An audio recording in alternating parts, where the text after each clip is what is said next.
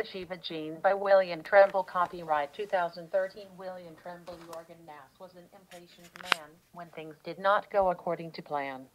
He did not like taking an active role in the meeting's travel logistics, but due to the meeting's secrecy, it was an inconvenience he was willing to tolerate. He leaned up against his Mercedes-Benz CL65M, searching the sky for a Gulfstream G650 private jet that had been expected to land 1 hour ago at the small Trenton, Maine airport. The plane had been delayed at JFK International because of a line of thunderstorms that had shut down all airports in the New York City metropolitan area.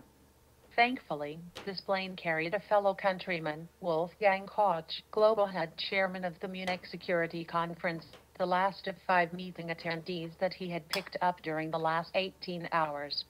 Wolfgang had originated from Munich, Germany, clearing customs in New York, before continuing his flight to Trenton, Maine.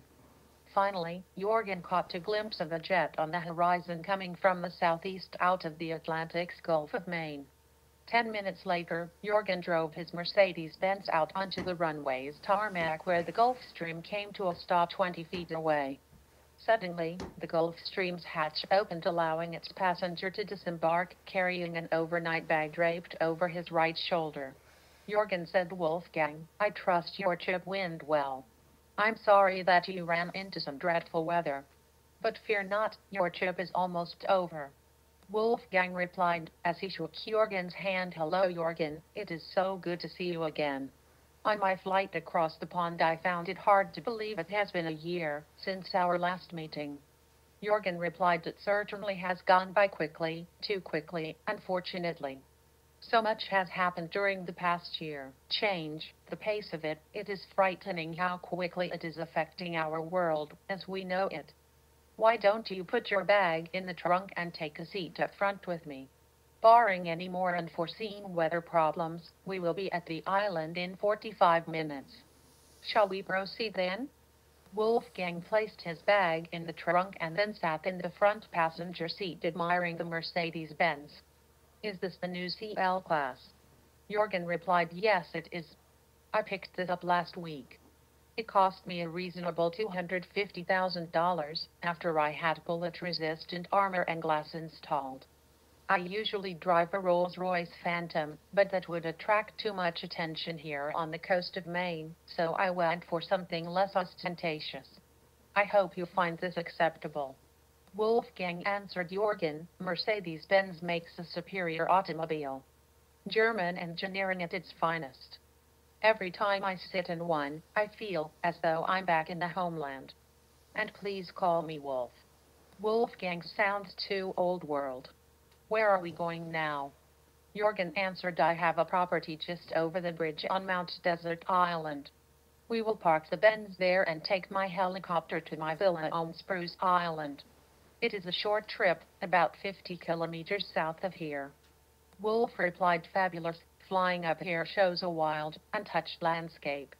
It's a smuggler's paradise with all of these small islands and coves." Jorgen smiled at Wolf's last remark and said, "Wolf, that is precisely why I chose this location. We are in America, but my closest neighbors are separated by the cold Atlantic and pay no attention to my coming and going by boat, helicopter, or jet."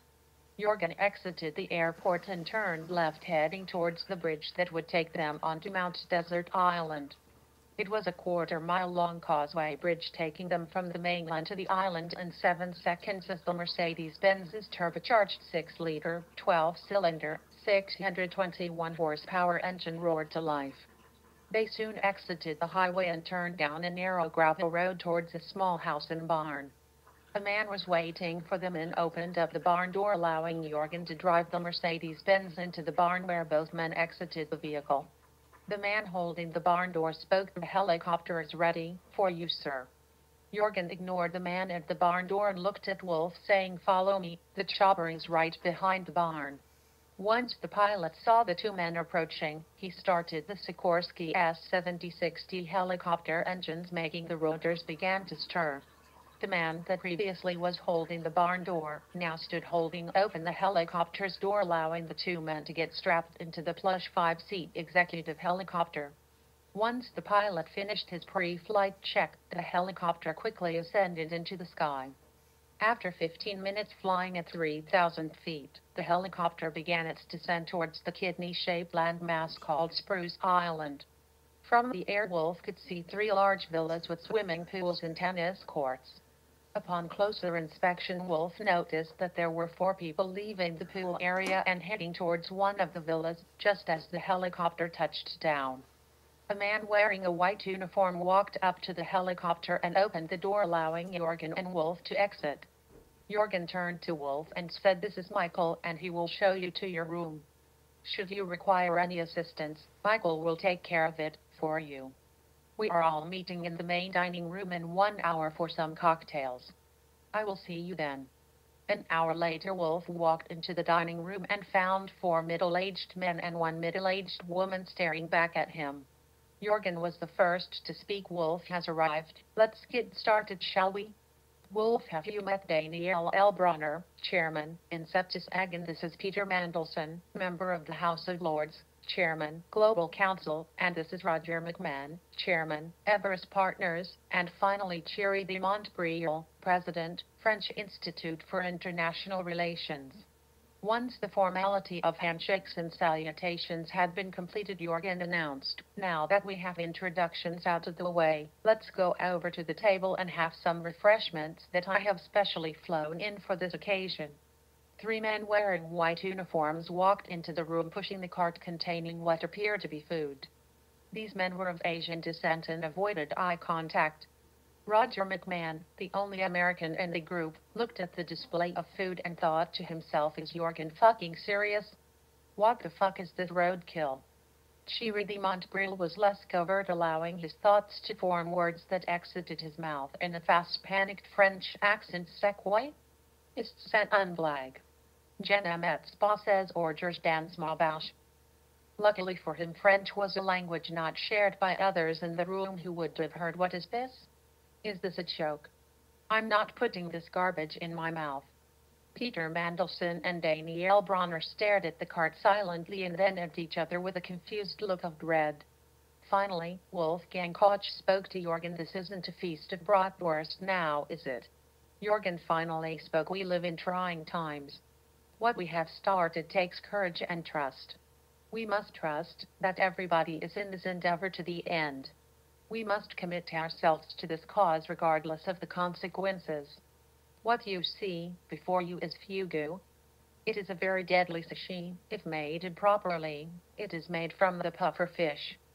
Fugu is prepared by experts that have trained for years in its preparation and know what is deadly poisonous from what is the delicacy. Should the wrong piece of flesh be consumed, you will die a painful death. Next to the fugu, we have a red liquid in a wine decanter that is called cobra wine. It is the blood of the northern Philippine cobra, one of the most deadly snakes in the world. Next to that on a plate is its flesh for your enjoyment. And finally we have habu snake. The snake you see coiled up inside the large glass jug is the habu snake from Okinawa. It is a very fierce snake, with strong poison that can, once bitten, drop a man quickly lifeless if he does not seek treatment. The habu snake that the snake was immersed in is the habu snake's venom mixed with awamori, a distilled rice wine. Hopefully, the venom has been rendered harmless by the awamori, but we shall see. At that moment the French doors to the dining room burst open, as two attendants rushed into the room frantically speaking broken English to Siki-san. "Fall on floor. No breath. He no get air." By the time everybody entered the kitchen, the attendant named Tasiki-san was found motionless on the kitchen floor. Jorgen felt for a pulse and found none. By this time another house attendant entered the kitchen and began to perform CPR. The attendant worked on Tasiki-san for 8 minutes before stopping the chest compressions and then breathlessly said in an exhausted voice, "Tasiki-san is gone. I can't get his heart going again. So sorry." Jorgen looked around the kitchen and saw that the attendant had eaten one of the puffer fish's eyes.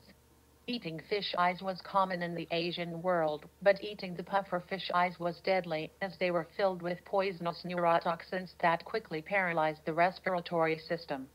Jorgen spoke to the attendant named Michael. "Take care of this." Call Oscar, he knows how to handle this. Michael replied, of course, Mr. Nass.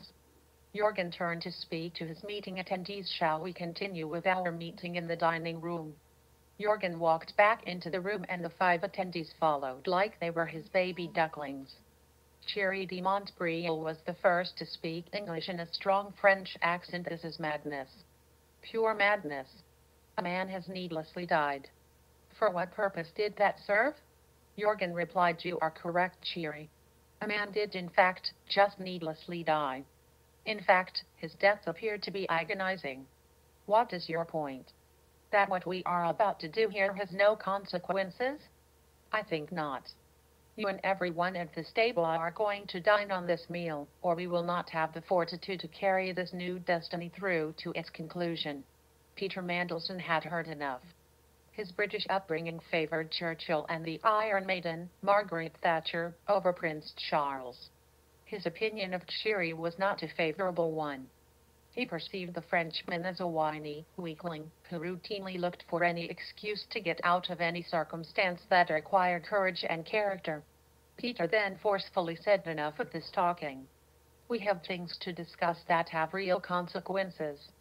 Peter walked to the cart and filled a plate of fugu, cobra flesh, and filled a glass with habu steak. Then he defiantly looked at Jorgen and Thierry as he ravenously chewed the fugu and swallowed.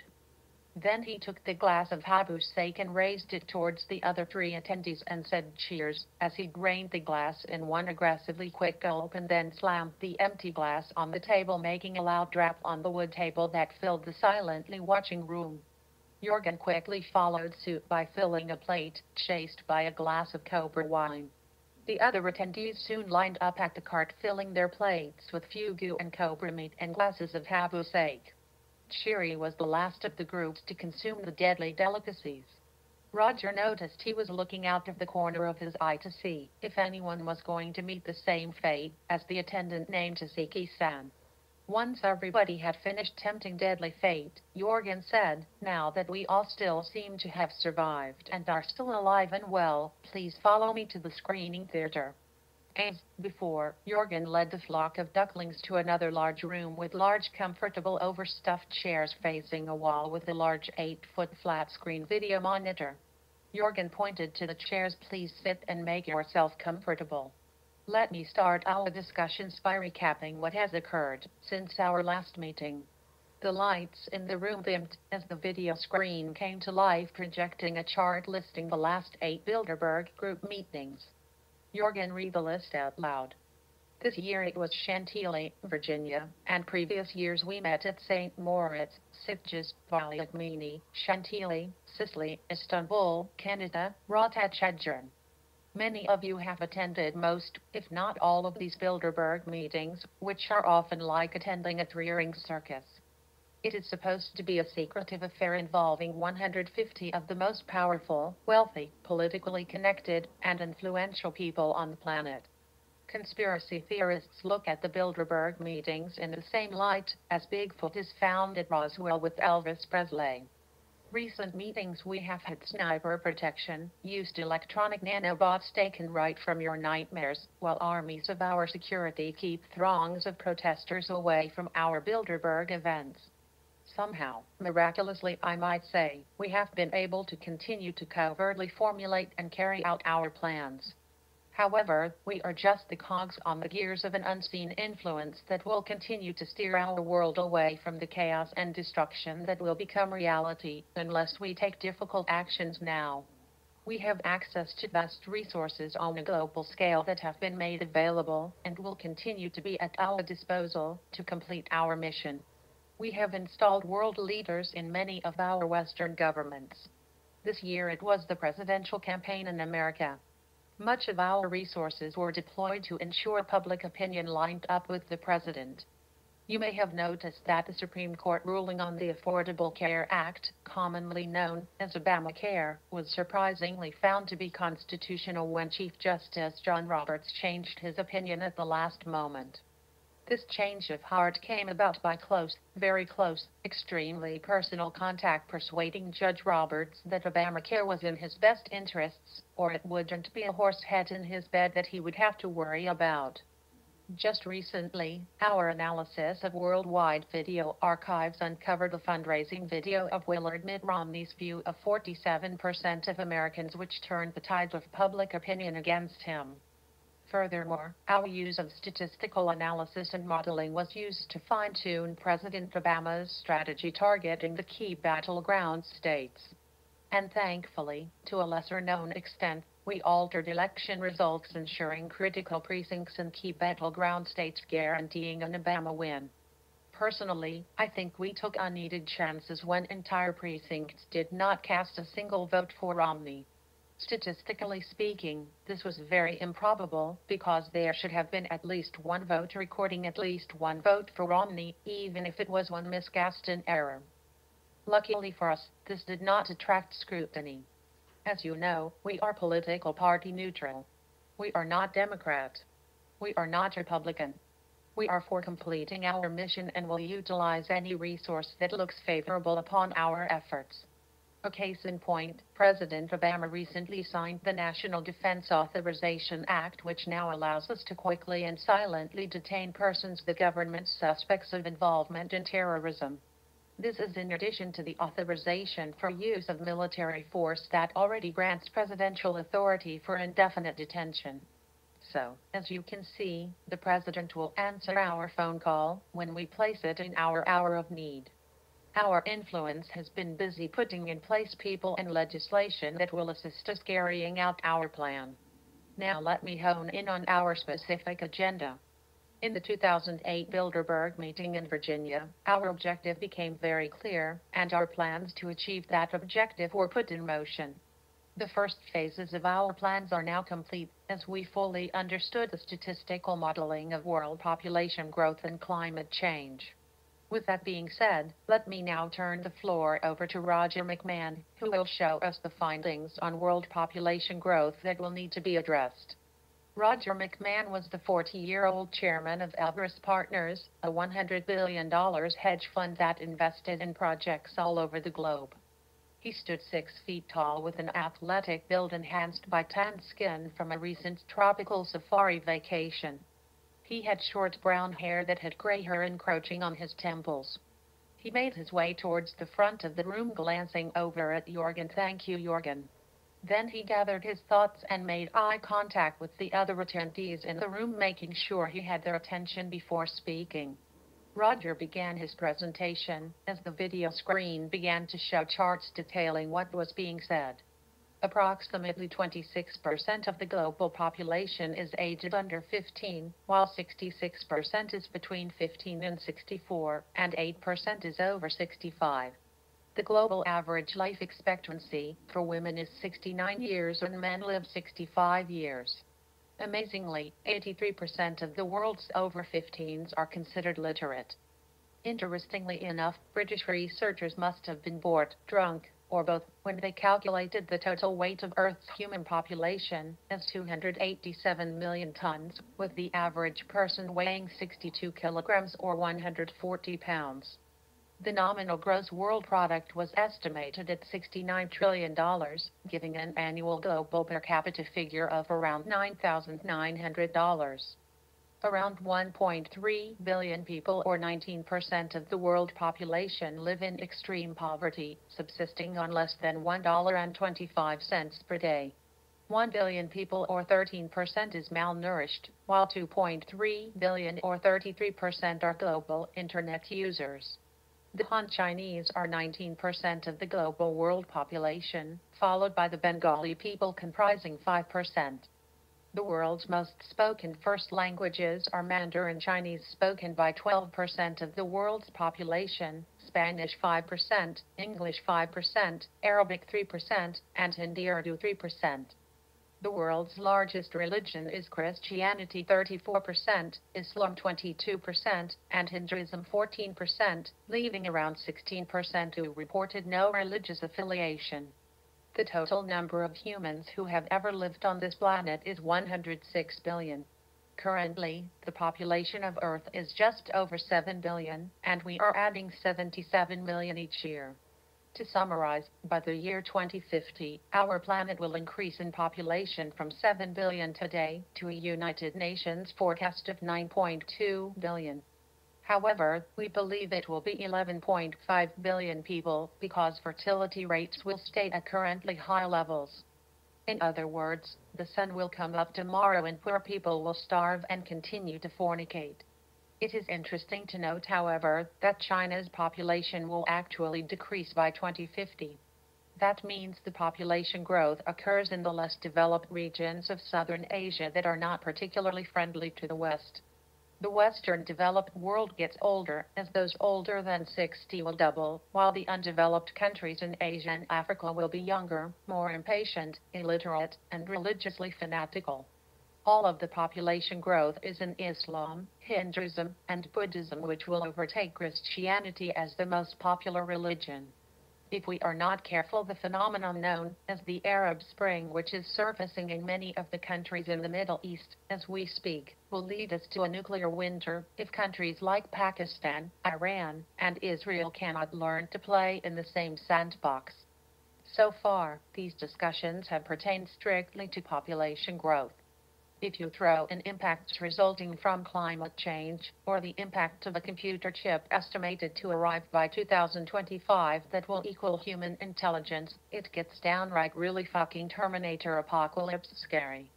In the year 2050, there will be less human habitat, food, potable water, energy, and a long list of critical minerals, and even less employment, as computer intelligence will make humans obsolete in the workforce. Our current world looks nothing like that future hell. It will not be a Star Trek utopian world.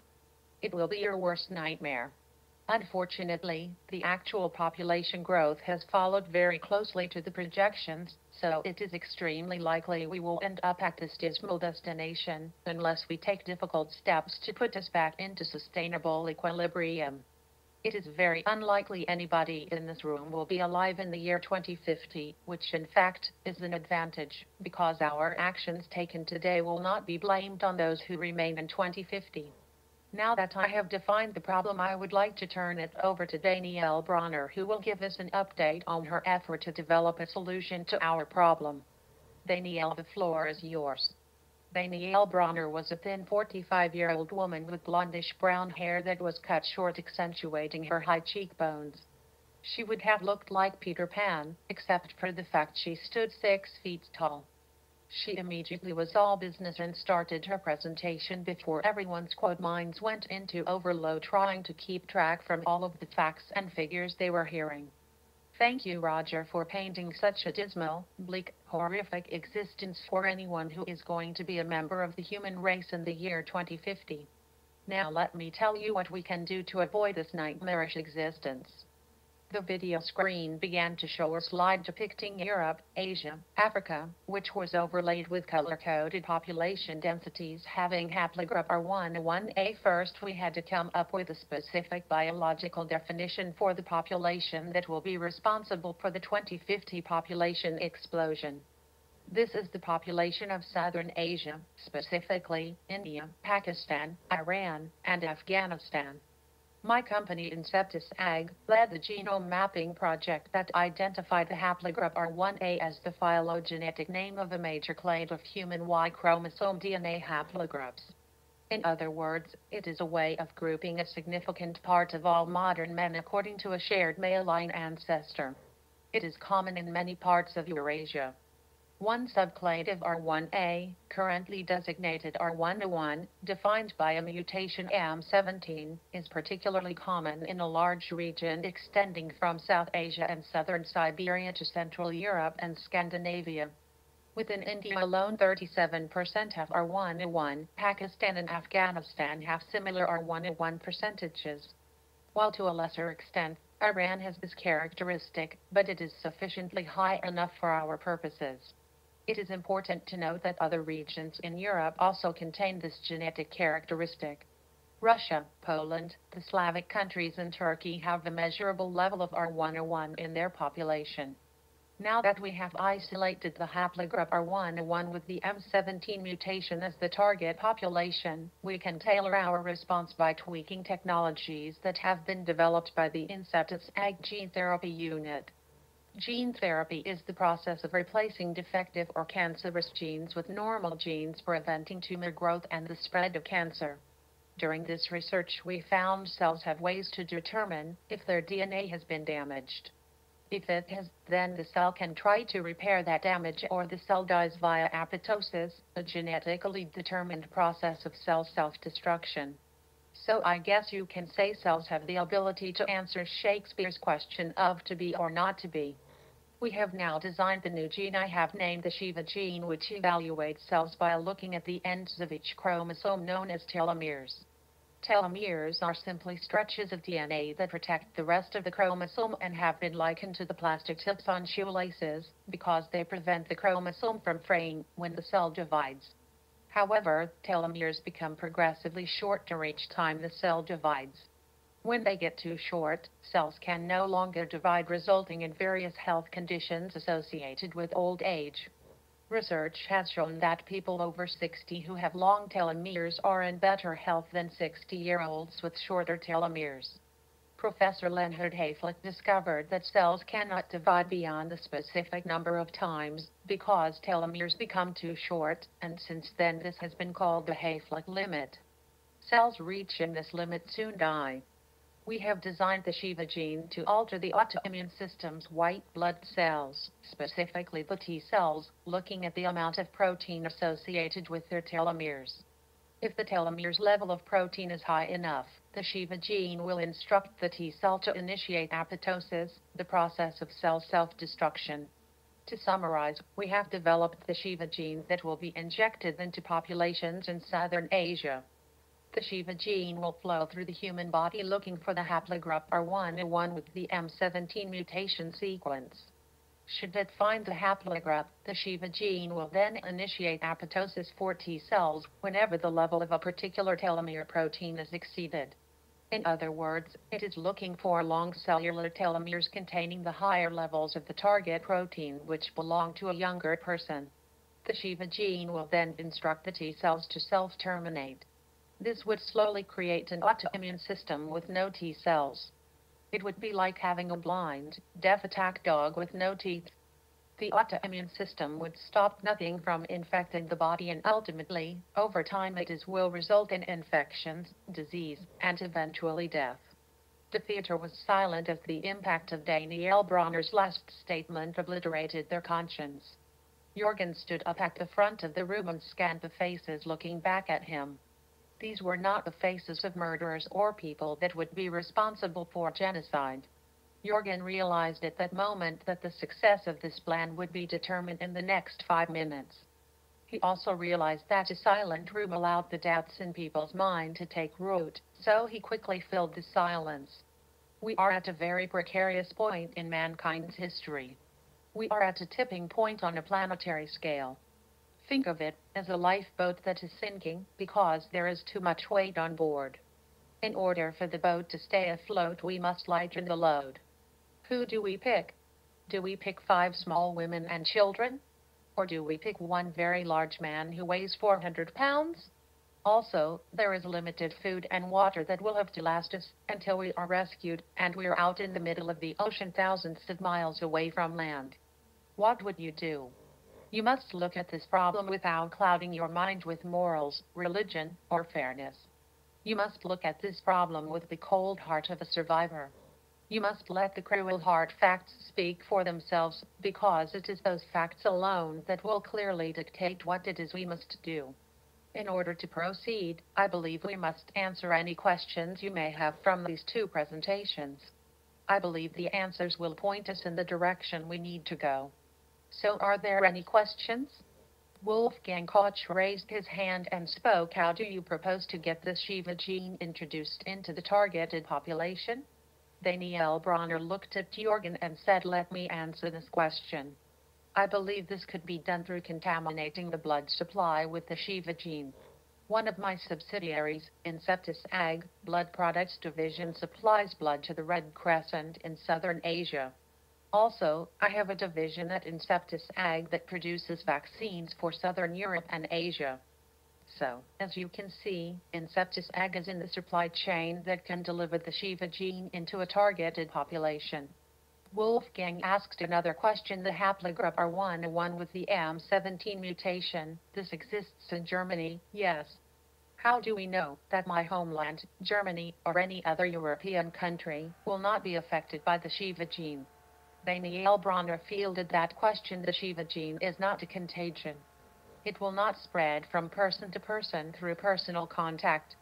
It will only appear when it is injected into a population either through a vaccination or a tainted blood transfusion.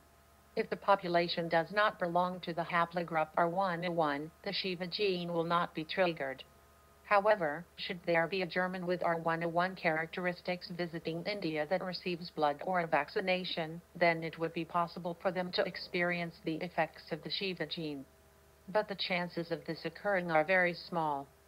Thierry de Montbrial asked a question. I have already witnessed the extermination of a targeted population in my lifetime. It too was done with Nazi efficiency, but it was barbaric and inhumane nonetheless. To avoid any chance of this suffering being repeated, have we investigated limiting the population growth through birth control? That seems like a simpler approach. Stop the birth from occurring in the first place and you will not have to terminate it later on. An unborn child is better than an executed child. Peter Mandelson answered, let me take this question. Cheery, unfortunately we are dealing with a part of the world that does not appreciate outside influences from the West.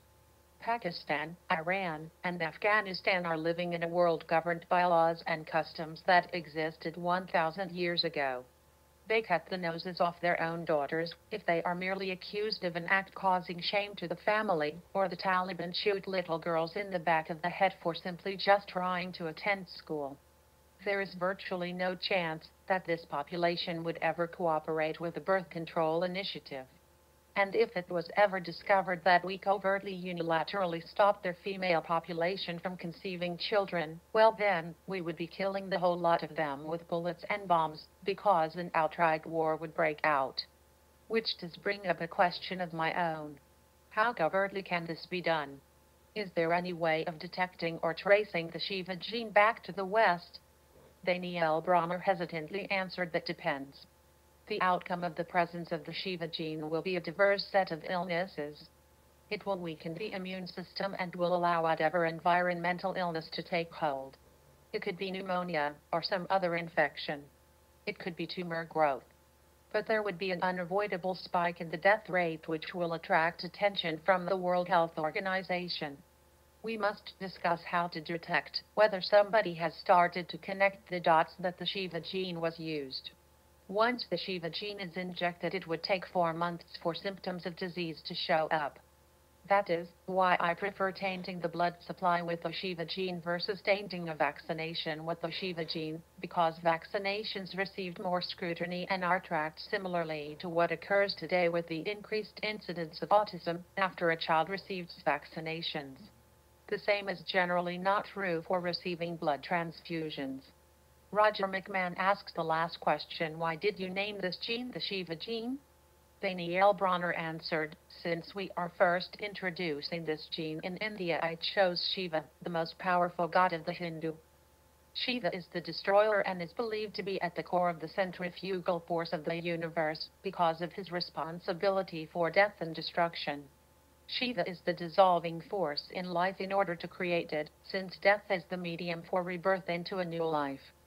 So the opposites of life and death, and creation and destruction, both reside in Shiva's character. Roger McMahon replied, it sounds like Shiva is the right god to be overseeing this endeavor. Jorgen looked at his watch and then made his closing remarks, before they all left to dine on lobster, clams, and Atlantic salmon, while sitting around one of the pools. I think we have ironed out most of the wrinkles. I want to remind you that what we spoke of here today cannot be repeated to anybody other than the 6 of us here. So Daniel, I believe it is time that you take steps to launch the Shiva gene into an Indian population. I gather you will do this by tainting the red crescent blood supply? Daniel Brommer answered, yes, I think that would be best. I will need approximately 2 weeks to manufacture enough of the Shiva gene for our requirements in India. I will then need another 2 weeks to get it into India's red crescent blood inventory. Therefore, I strongly suggest that you stay away from India for the next 7 months, which will be how long the blood inventory will last. When shall we meet again? Jorgen answered, we shall meet again at the next Bilderberg meeting next May. Chapter Scene Change. Danielle Bronner did not immediately return to the Inceptus AG corporate offices in Basel, Switzerland.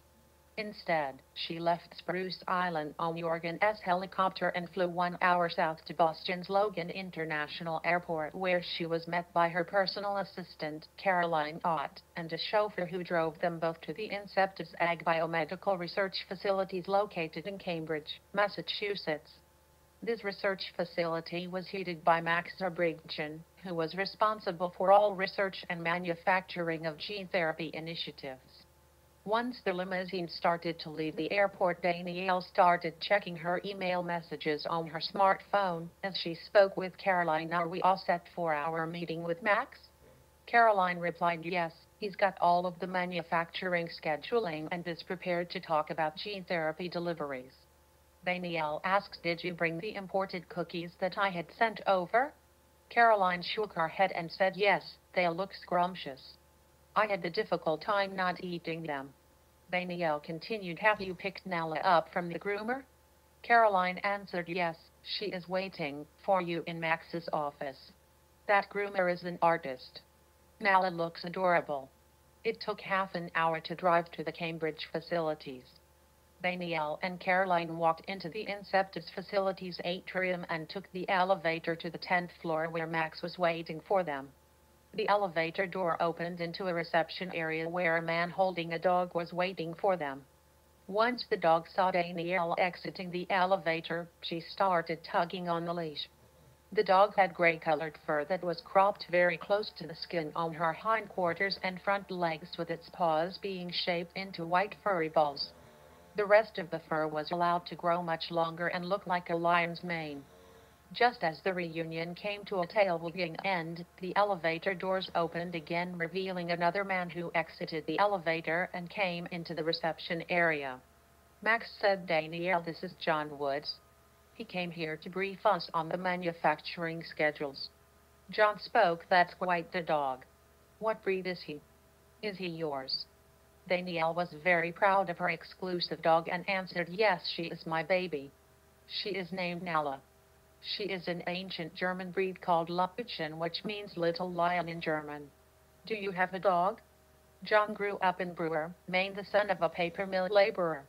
He had been raised in a working-class town and was the son of working-class parents. This background tainted John's opinion of wealthy people turning the simple things in life, like owning a dog, into something of a status symbol that flaunted their wealth. John had a dry sense of humor and tried to make a joke. Yes, I had a dog from Paris. Danielle was surprised that John had a dog from France and replied, Paris? Really, what kind? I bet it was a poodle. John answered, brown. She was a brown dog. She was a nice old dog I called Brownie. I got her from the Paris, Maine animal shelter. Caroline caught on to John's dry wit and chuckled at John's response, you are a comedian. Danielle did not see the humor and felt she was the butt of the joke, and then said, shall we begin our meeting? Danielle, Max, and John went into Max's office and Max closed the door to ensure they had no interruptions. Danielle handed Max a tin box that Caroline had just handed her prior to walking into the office. She then said, I insist that you and John try these cookies that I brought over from Basel. They are to die for. These came from my favorite bakery. I hope neither of you are allergic to almonds, as they are filled with almond paste and they are covered with crystallized almond oil and sugar, forming the crunchy nuggets dusted with confectionery sugar. Max picked up the phone and called his secretary, Gloria, can you go get us 3 cups of coffee? Danielle shook her head and said, no coffee and cookies for me. I have already had my allotment today. Max continued, Gloria, make that 2 coffees, thanks a bunch. The cookie tin was placed in the middle of the table that they all sat around. Max and John were busy sampling the cookies, waiting for their coffee. Danielle started. Max, I'm interested in the therapies that we have being fast-tracked in China on human subjects. I want to get these in small-scale production in 3 weeks. I want to make sure the export licenses are all in place. Max looked at John for an answer. John took the lead and spoke. We currently have 2 projects just finishing up human testing in China. They are both tumor suppressors using tumor protein TP19 and TP27 gene therapy. The double-blind testing results on the first population of TP19 were fantastic. The therapy was tolerated well by the patients with no detectable side effects. The breast cancer tumors reduced in size by 50% after being on the therapy for 30 days. We are currently in FDA Phase 3 and I fully expect this to be approved in another month. TP27 is an entirely different story. This tumor protein was designed for suppressing lung tumors. There were 100 people in the study, however, the results were dramatically different. We are going back to review the protocol used for the production of the TP27 gene. There was a statistical anomaly that warrants review. Approximately 4% of the TP27 population experienced a complete shutdown of their immune system. It is not known at this time what is driving this departure from the norm. It also was a double-blind study. There were no issues with the placebo group, and other than the 4%, the rest of the population did quite well. Until we get more answers, we are not going to submit this to the FDA for Phase 1 approval. Gloria opened the door and brought in 2 cups of coffee and placed them on table. John said, "Thank you, Gloria." Danielle took advantage of Gloria's interruption, as she had heard what she expected to hear, and quickly moved the meeting to closure. Danielle was aware that the TP27 study population included 4 people from China's southern border with the Himalayas, and it was verified that those 4 people shared the R101 genetic characteristics that the Shiva gene was looking for. Danielle was satisfied the Shiva gene had worked and was now ready for insertion into the population. Danielle needed to keep tight reins on the TP27 effort, making sure nobody tried to investigate the root cause of the 4 people that have their immune system shut down. She said, "John, please forward all of your test results directly to my attention. I do not want you sharing this information with anybody until I have our legal department look into the liability ramifications in case the therapy was defective." John did not like hearing that the CEO of Inceptus AG was taking a special interest in whether the manufacture of his gene therapy was defective. He would have to immediately get down into the weeds on this project. There had to be something that caused those 4 outliers. Chapter scene change. Manny Singh married John Woods 5 years ago, right after they both graduated from the Massachusetts Institute of Technology. She graduated from MIT with a PhD in molecular biology. She met John during their senior year of their undergraduate studies, and 3 years later they were married near New Delhi. After the wedding, they both returned to Cambridge, where John accepted a position with Inceptus AG in their gene therapy unit, while Manny accepted a position with MIT. Life was prosperous for the 5 years they lived in Cambridge. Being dinks had its advantages. Double income, no kids sounded good, but both John and Manny were beginning to think it might be time to bring a little Woods into the world. It was Friday night after a long week when John came through the front door of their brownstone in Cambridge. John had just spent 10 days reviewing all of the lab records regarding the TP27 project. This project was a little more complicated because the actual testing was performed in China, where the rules regarding human testing were not as stringent as they were in the United States. He would have preferred to have it done in the United States, but that was a decision laid above his pay grade. Unfortunately, some of the laboratory notes were written in Chinese, as were many of the shipping documents pertaining to the TP27 gene therapy vials containing the injections for the human studies. John sat at his kitchen table thinking about his week. God damn it, I have to talk to Max about the documentation being maintained in China. I just can't piece together what happened. A quarter of the documents are fucking written in Chinese. I don't fucking read Chinese. They were supposed to keep all records in English, because we will have to use them for our FDA approvals. Manny walked into the kitchen with a concerned look on her face. John looked at her and asked, "What's wrong?" Manny answered, "I just spoke with my mother. My father fell and fractured his hip and they have taken him to a hospital in New Delhi for surgery." John asked, "How did that happen?" Manny answered, "He was carrying some boxes and tripped. He did not break his fall with his arms and landed squarely on his right hip. They think he will require hip replacement surgery." John said, "He is 65 years old, why the hell is he carrying a box?" Manny answered, "You know my father, he runs the largest tea business in northern India that employs 500 people, but he still screws around in the warehouse moving inventory boxes around thinking he's a young man. I can't believe he fell and broke his hip. Hip replacement is a very difficult surgery to recover from." John asked, "Do your parents need you to go home?" Manny answered, "No, my brother will take care of them." Chapter scene change. Danielle had returned to the Basel, Switzerland and Septis AG headquarters 2 weeks ago following her meetings on Spruce Island and in Cambridge. She was happy to be back in Switzerland during the summer months. She had a penthouse apartment that overlooked the Rhine River and also had a view of the Alps. It was her favorite place in Europe, where southern France and southern Germany met northern Switzerland. Most of the population spoke German with a strong accent that made it difficult for German speakers to easily understand. During these 2 weeks she spent a majority of her time arranging for the Shiva Gene to be covertly introduced into units of blood that one of Septis AG's subsidiaries produced for the Red Crescent. These units of blood would supply India, Pakistan, and Iran for the next 3 months. Danielle sat on her outdoor balcony drinking a white wine that was so dry it was like drinking a glass full of dust. She was patting Nala on the head, speaking softly, "Nala, you are such a good girl. It won't be long now before we start seeing the results of Shiva." Chapter scene change.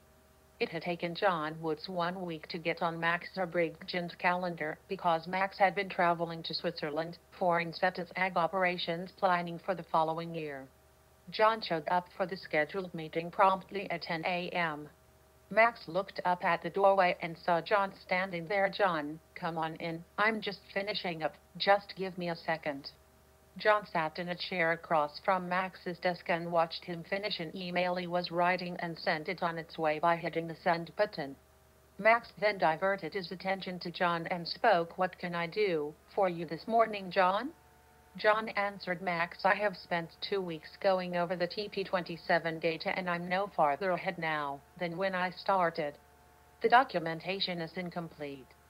Sunray Laboratories, the Chinese subcontractor we used to perform the TP27 human studies, has dropped the ball as far as I'm concerned. Maybe the data is there, or maybe the data is not there. But since much of it is written in Chinese, I can't tell you whether there were any issues with the procedures they followed." Max answered, "John, I know you were against performing these studies in China, but you know the politics and economics involved here. The regulatory requirements for doing things in China are dramatically less stringent than they are when we perform the same studies in the United States. The timetable for human testing is slashed by 2/3 and the cost for doing the test is lower by 60%. John answered, "Max, I'm well aware of the reasons we went there. If you want me to get to the bottom of TP27, and if you want me to straighten Sunray Laboratories out so that we don't run into this the next time, I would like to visit Sunray's facility." Max sat there quietly for a few moments, then said, "Okay, John, why don't you visit Sunray?" John left the meeting and immediately made travel arrangements to fly into Shanghai, China. The following morning, John was at Logan International Airport boarding a plane that would take him to Detroit and then on to Tokyo, before taking the final leg from Tokyo to Shanghai. The next morning, Sunray Laboratories sales manager, King Su, was waiting in the lobby of the Hotel Equatorial for John as he came off the elevator. King recognized John before John saw him standing there. "Good morning, Mr. Woods. My name is King Su. I'm the sales manager for Sunray Laboratories. I believe we met a year ago. How are you this morning?" John remembered the name King Su, but he could not place this man's face with his name. He pretended to recognize King Su when he answered, "Good morning, King. It is very nice to see you again. Thank you very much for picking me up this morning. Shall we get going?" King answered, "My car is just out front." The trip to Sunray Laboratories took 30 minutes. King drove the 2010 Buick LeSabre like it was a Ferrari, weaving in and out of traffic, which was difficult because of the number of cars on the congested highway. Finally, the Buick pulled into a parking lot outside of a 3-story concrete building with windows on the front of the building, but the sides of the building were solid concrete walls, making it look like a bomb shelter. John followed King to his office on the 3rd floor, where his secretary brought John a cup of tea. King sat down at the table next to John and said, "How may we assist you during your visit?" John answered, "I have previously reviewed all of the documents regarding the TP27 gene therapy study. If you can provide me with somebody that can walk me through the documents and translate the Chinese pages for me, that would go a long way to answering my questions." King answered, "I will have Mary Tang assist you. She is the lead laboratory technician for the TP27 project." A few minutes later, Mary Tang was standing in King Su's office doorway. "Mr. King, you asked to see me?" "Mr. King," replied Mary Tang, "this is John Woods, who oversees the gene therapy effort for Inceptus Ag. He is visiting our facilities to better understand the results of the TP27 human studies we are performing for them. Please provide Mr. Woods with the information he needs. Do you have any questions?" Mary Tang silently shook her head no, and then looked at John and said, "Please follow me. I will bring you to our laboratory's conference room." John was surprised at Mary Tang's flawless English and realized just how simplistic Americans were by only knowing one language. John shook his head goodbye to King and followed Mary Tang down the hallway. She was an attractive woman wearing skin-tight navy blue pinstripe spandex pants that did not leave much to the imagination. John could not tell her age, because he had a hard time differentiating between Asian young and old, but she was probably between 25 and 35 years old. Most Asian women stood 5'3", weighed 100 pounds, with brown eyes and black hair. Mary Tang dyed her hair with a brown tint that had highlights around her face. She knew she turned heads. She turned into an empty conference room and pointed at a chair. "Please have a seat. May I get you something to drink? Coffee, tea, soft drink, juice?" John replied, "No thank you, Mary Tang. I guess we can get started with you telling me what the Chinese documents say."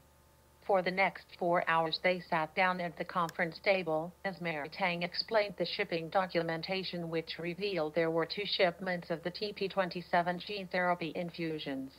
Mary Tang said Sunray Laboratories was notified to destroy the first shipment of TP27 because there may have been problems with the shipment not being refrigerated.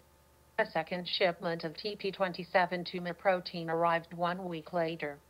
These instructions were transmitted through a fax sent from a Mr. Albert Leone, Manager Quality Assurance, Inceptus Ag. John was confused after hearing this explanation. He did not let Mary Tang know that there was a serious problem. To John's knowledge, there was nobody named Albert Leone at Inceptus Ag, and this type of instruction would have come from his office. John also learned that the 4 people who had experienced a complete shutdown of their immune systems after receiving the TP27 injections were added to the TP27 patient study population only 2 weeks prior to the start of the study. King drove John back to the hotel at the end of the day.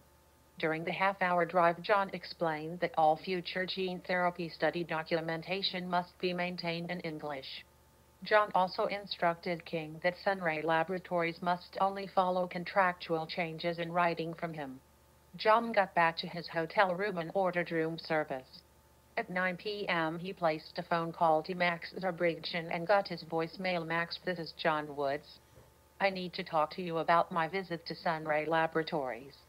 I found some disturbing information that I need to run by you prior to sending this along to Danielle Bronner, who, as you know, previously requested that all of this information be sent directly to her. The short story is a fax was sent to Sunray Laboratories directing them to destroy the first shipment of TP27 study injections and use the second shipment that showed up a week later. This fax was signed by Albert Leone, Manager Quality Assurance. Who is this person? Please give me a call. 2 hours later, John's hotel room phone rang. Hello. Hello, John, this is Maximum. I received your voicemail and ran it by our legal department. They want us to stop all inquiries regarding the TP27 study. John said, what? Why? Don't we want to get to the bottom of this? Max answered, yes, we do, John. But legal must do this under attorney-client privilege. They instructed me to tell you to bring home all of the information you looked at today. I will notify Danielle Bronner that legal is now overseeing the TP27 investigation. So I guess I'll see you at the end of the week. Do you have any other questions? John answered, no, Max, I understand the drill. I'll see you when I get back. John took a deep breath and looked at his watch and then dialed another phone number and listened for his wife to pick up the phone. Hello.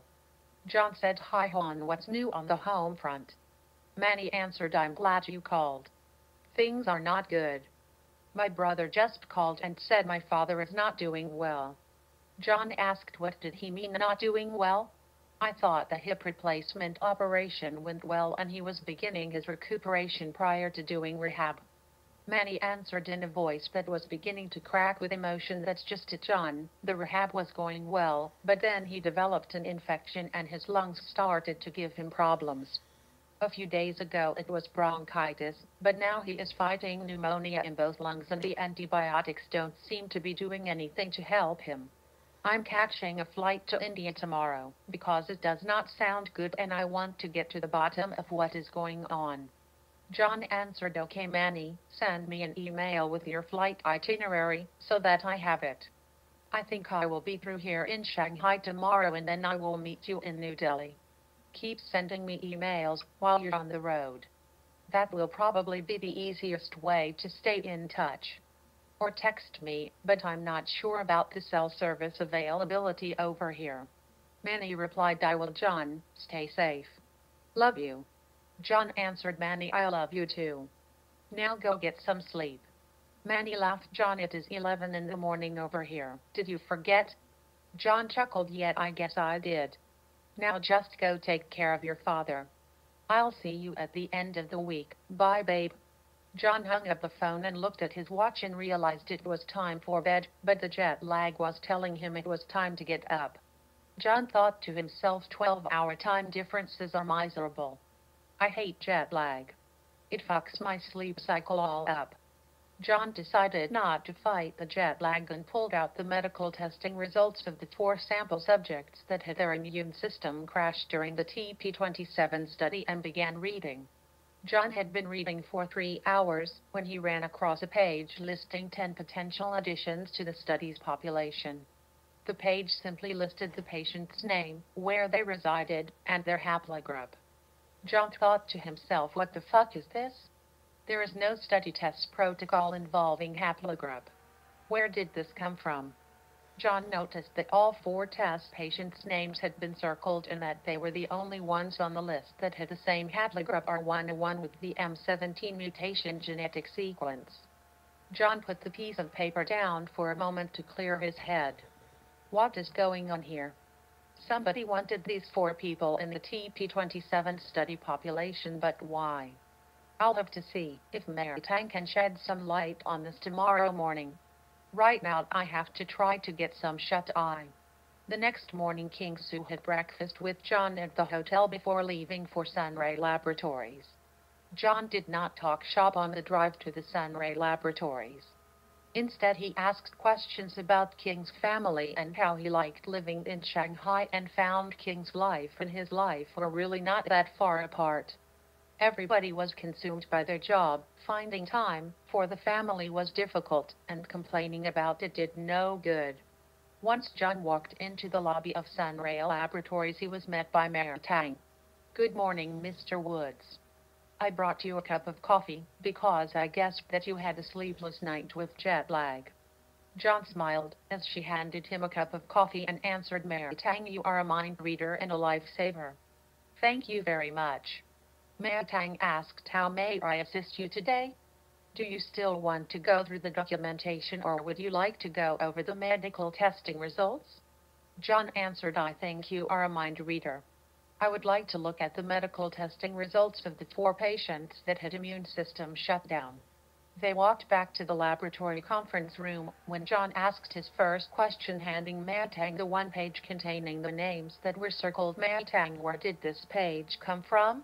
Matang studied the page for a few moments and then looked up from the page. Said Mr. Woods, I do not recall ever seeing this page. John replied, how did this get into the files? Matang answered, I do not know. These files belonged to my predecessor Wen Zhang. John asked, can I speak to him? Does he still work here? Matang was silent for a moment and then spoke, I'm so sorry, Mr. Woods, but that is not possible. Wen Zhang is no longer alive. John saw the expression on Matang's face change to something he did not understand. Was it one of sorrow? Was it one of fear? John did not know, but got the impression that Matang did not want to talk about it and said, I'm so sorry. When did this happen? Matang answered shortly, after we received the second shipment of blood for the TP27 studies infusions. John sat there thoroughly confused by what he had just heard and asked, blood infusions? What blood infusions? Matang answered, the second shipment, the replacement shipment. It no longer was the injections. Instead, it came as pints of blood. Each patient received a transfusion of type O blood with the TP27 gene already infused into the blood. John replied, Matang, I think I need to see all of the slides, blood test results, all chromosomal and DNA analysis that was performed from these 4 patients. Matang answered, yes, of course, Mr. Woods. I will get all of that information from Wen Zhang's files. They were put in storage shortly after his accident. John asked, is that how he died? An automobile accident? Matang slowly replied, no, it wasn't. Wen Zhang was run down by an unknown motor car as he crossed the road on his way home from work. The police have not been able to find the cowardly criminal and probably never will. For the rest of the afternoon and the entire following day, John was in the gene therapy laboratory at Sunray Laboratories studying all of the slides under an electron microscope. He was able to identify the TP27 tumor protein, but also saw something strange with the T cells that appeared to be dying for no reason. Matang walked up to John holding a pint of blood and said, Mr. Woods, here is the last remaining pint of blood from the TP27 test infusions. I thought maybe you would like to see this. John handled the pint of blood, reading the label which said Inceptus Ag Blood Products Division, Basel, Switzerland. John realized at that moment that he was being played by somebody at Inceptus Ag. He looked at Matang and asked, would it be possible for me to use your laboratory to make some slides of this blood from your electron microscope? Matang answered, yes, of course, Mr. Woods, please follow me. For the next 2 hours, John and Matang made slides of the TP27 tumor protein pints of blood at the molecular level. When they were complete, John packed the electron microscope slides into his briefcase and asked Matang to ship the remaining blood to him at his Inceptus Ag laboratory back in Cambridge, Massachusetts. Then he said, thank you, Matang, for all of your assistance this week. It was a pleasure working with such a capable person. If something comes up where you have any questions, please just give me a call or send me an email. If you ever get to Cambridge, please look me up. I will be back in Cambridge next week, after I make a personal trip to India for a family emergency. Again, thank you for all your help. Chapter Scene Change. Mani was met at Indira Gandhi International Airport by her twin brother Manish. Mani's mother Lalit gave her twins similar sounding names, Mani and Manish. Mani meaning jewel in Hindi and Manish meaning god of the mind. According to Mani's father, Prakash, it made perfect sense that a mother named after a Hindi myth name of one of the god Krishna's childhood playmates, Lalit, meaning playful. Manish greeted his sister with a hug and a kiss on the cheek and then said, Mani, you're looking well. How was your flight? Mani answered, I changed planes in Frankfurt and we were delayed a couple hours, but other than that it was uneventful. How is Pitaji and Mom? Manish picked up Manny's suitcase as they both began to walk towards the parking garage when he said Pitaji is getting weaker every day. I wish he never got that hip replacement. Hospitals are full of sick people. That is the worst place for an old man fighting pneumonia. Mom is a nervous wreck. She is on the verge of tears once she leaves the hospital room. They have moved him to an isolation ward because his immune system is not protecting him anymore, but I secretly believe the hospital is worried that what Pitaji has could be contagious. So contact is tightly controlled to immediate family wearing rubber gloves and masks. You need to prepare yourself, as it is quite a shock to see Pitaji in this condition. Chapter scene change. John's plane left Shanghai at 9 a.m. and landed in Hong Kong, where he boarded another flight to New Delhi, India that was scheduled to land at its destination at 6 p.m. local time. Short international trips were a nightmare when your luggage was lost, so John learned to pack light and always use the carry-on. John found his seat in business class on an Airbus 380 and went to sleep until he was woken up for a meal. Once he finished his meal, the flight attendant came for his tray. John looked at his watch and realized he still had 2 hours remaining until he landed and decided to review the electron microscope slides from the second shipment of mystery blood that was used to infuse the study patients with TP27. John scanned the slide, not focusing on anything in particular. It was hard to concentrate and his eyes mindlessly consumed the slide images. Then his eyes found something peculiar. What the hell is that? What would cause that to happen? That is fucking odd. Why are many of the T cells in the blood sample already dead? This blood was already contaminated with something that killed T cells prior to these test subjects being infused with this blood. Chapter scene change. Mayor Tang packaged the remaining TP27 blood sample and sent it to John Wood's attention at his Cambridge address. Then she grabbed her purse and left the Sunray Laboratories facility and started walking towards a bus stop where she would find the ride to her 15-story apartment building a few miles away. It was dark and a light rain began to fall, so she took a shortcut behind the strip of shops that would take 5 minutes off her trip. Unfortunately, taking this poorly lighted journey would take years off her life. A man covertly followed her from a distance once she left Sunray Laboratories.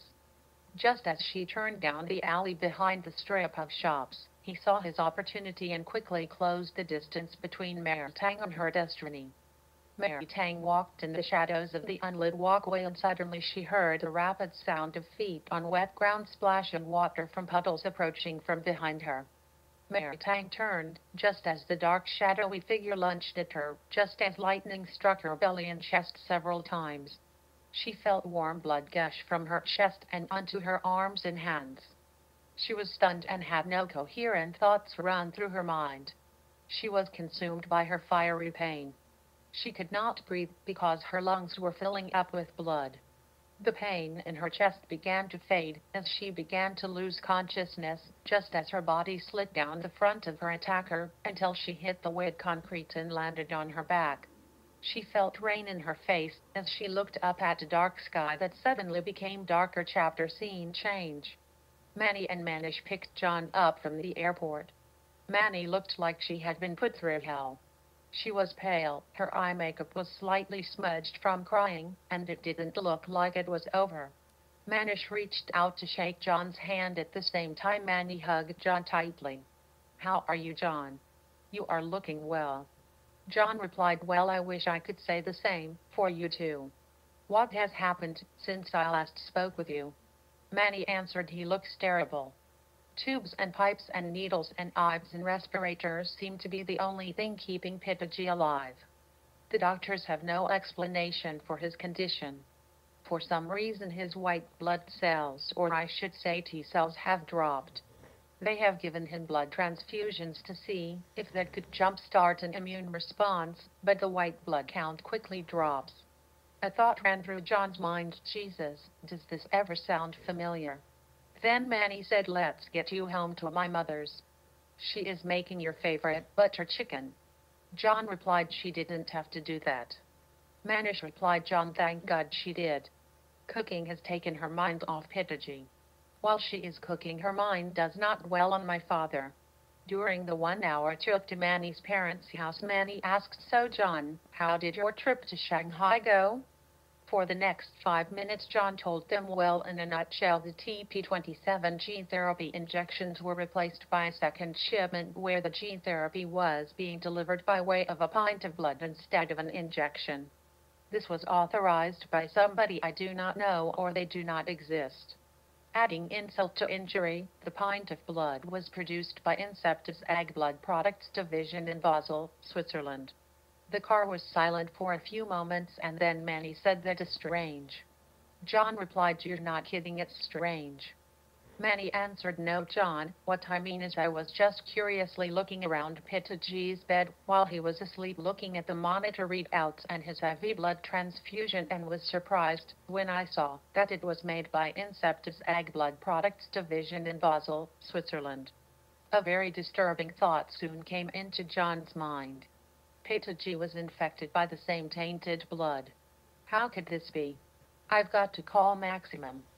He needs to know about this possibility. Chapter scene change. John sat at Manny's parents' dining room table and said, "Lalit, that was delicious. You outdid yourself. If I live here full time, I would weigh 300 pounds. Manny began clearing the table and looked at John. "You look tired. Why don't you go sit in the den and rest?" John replied, "I ate so much I think I will burst. I think I'll go into the den and send Max an email." John got up from the table very slowly and went into the den and opened his laptop and wrote a fairly detailed email informing Max of what he learned while he was at Sunray Laboratories. He attached PEG slides from the electron microscope of the IV blood from the second shipment. Then he shut his laptop and decided to read the back of his eyelids until Manny came to wake him up to go to bed. Chapter scene change. The next morning, John, Manny, Manish, and Lalit left the house to go to the Indraprastha Apollo Hospital. John walked out of the air-conditioned house and was hit in the face with the hottest and muggiest air he had ever felt. John thought to himself, how can this air be hotter than hell, but have enough water in it to put out a fire? Manish walked over to his parents' Mercedes and said, "Let me roll the windows down in the car for a moment before you get in. It must be hot enough in there to roast a goat." After waiting a minute, Manish said, "It should be cool enough now. Why don't we get in the car and head to the hospital?" After driving for half an hour, John sat in the front passenger seat and saw a large white structure looming in the distance. The closer they got to the structure, the more it looked like a fortress. Manny said, "There is the hospital, John. It really is quite a facility. Their intensive care unit has 132 beds. The total hospital holds about 700 beds. I just wish they could do something for Pitaji." 2 more minutes on the highway and Manish took an exit from the highway, taking them towards the hospital's parking garage. Manish turned into the parking garage and traveled in circles, taking them to the 3rd level where he parked the car. The 4 of them got out of the car and started to walk towards the exit. John could hear another car behind them in the parking garage. Manish and Lalit went to the right side and John and Manny went to the left to allow the car to pass by. John was holding Manny's hand, expecting the car to drive by, but what he heard was an engine revving like it was accelerating. John turned his head to look back at the car that was heading directly for him and Manny. John reacted and yanked Manny towards him as he tried to pull her towards him between 2 parked cars that were on the left side. John managed to get Manny's torso against his body, but her legs stuck out into the road and were hit by the speeding car, severely injuring her right leg, causing her to bleed profusely all over the parking garage road. John yelled at Manish, "Go get some help. Tell them she is bleeding profusely from a hit and run. She does not have much time." Manish sprinted away yelling for help. Lalit stood in the roadway staring at Manny. She was in shock at what she had seen. John yelled, "Lalit, give me your belt." Lalit came out of her daze and grabbed at the belt around her dress and gave it to John. John said, "I have to stop this bleeding. I'm going to tie this belt into a tourniquet high up on her right leg. This should slow the blood flow until we can get her some help." John pulled the tourniquet so tight that he could not fit his fingers beneath the belt in Manny's leg. A minute later, a security car drove up with its lights on, and the man got out of the car and hurried over to John and Manny. When he asked, "What are her injuries?" "I have a body board. We can lay her on it, and then we can load her into my back seat, and then we can drive around to the emergency room. I do not want to wait 10 minutes for an ambulance that may never come." The man quickly disappeared and came back with the board that had restraining belts, and John and this man hesitantly lifted her onto the board. John strapped Manny's legs so that they would be isolated for the trip to the emergency room. They picked her up on the board, and John walked backwards to the back door of the security car and slid his end of Manny's board onto the back seat, while the other man pushed her the rest of the way into his car. He shut the door as John got into the front passenger seat for the short ride to the emergency room, where they were waiting for her to arrive. When the car drove up to the doors, two orderlies came out and unloaded Manny and put her on a stretcher and whisked her into the emergency room. John looked over at the security guard and said, "Thank you for the help. Good thinking with the body board. Sorry I lost my cool back there." John reached over to shake the man's hand and placed a $100 bill in the man's pocket.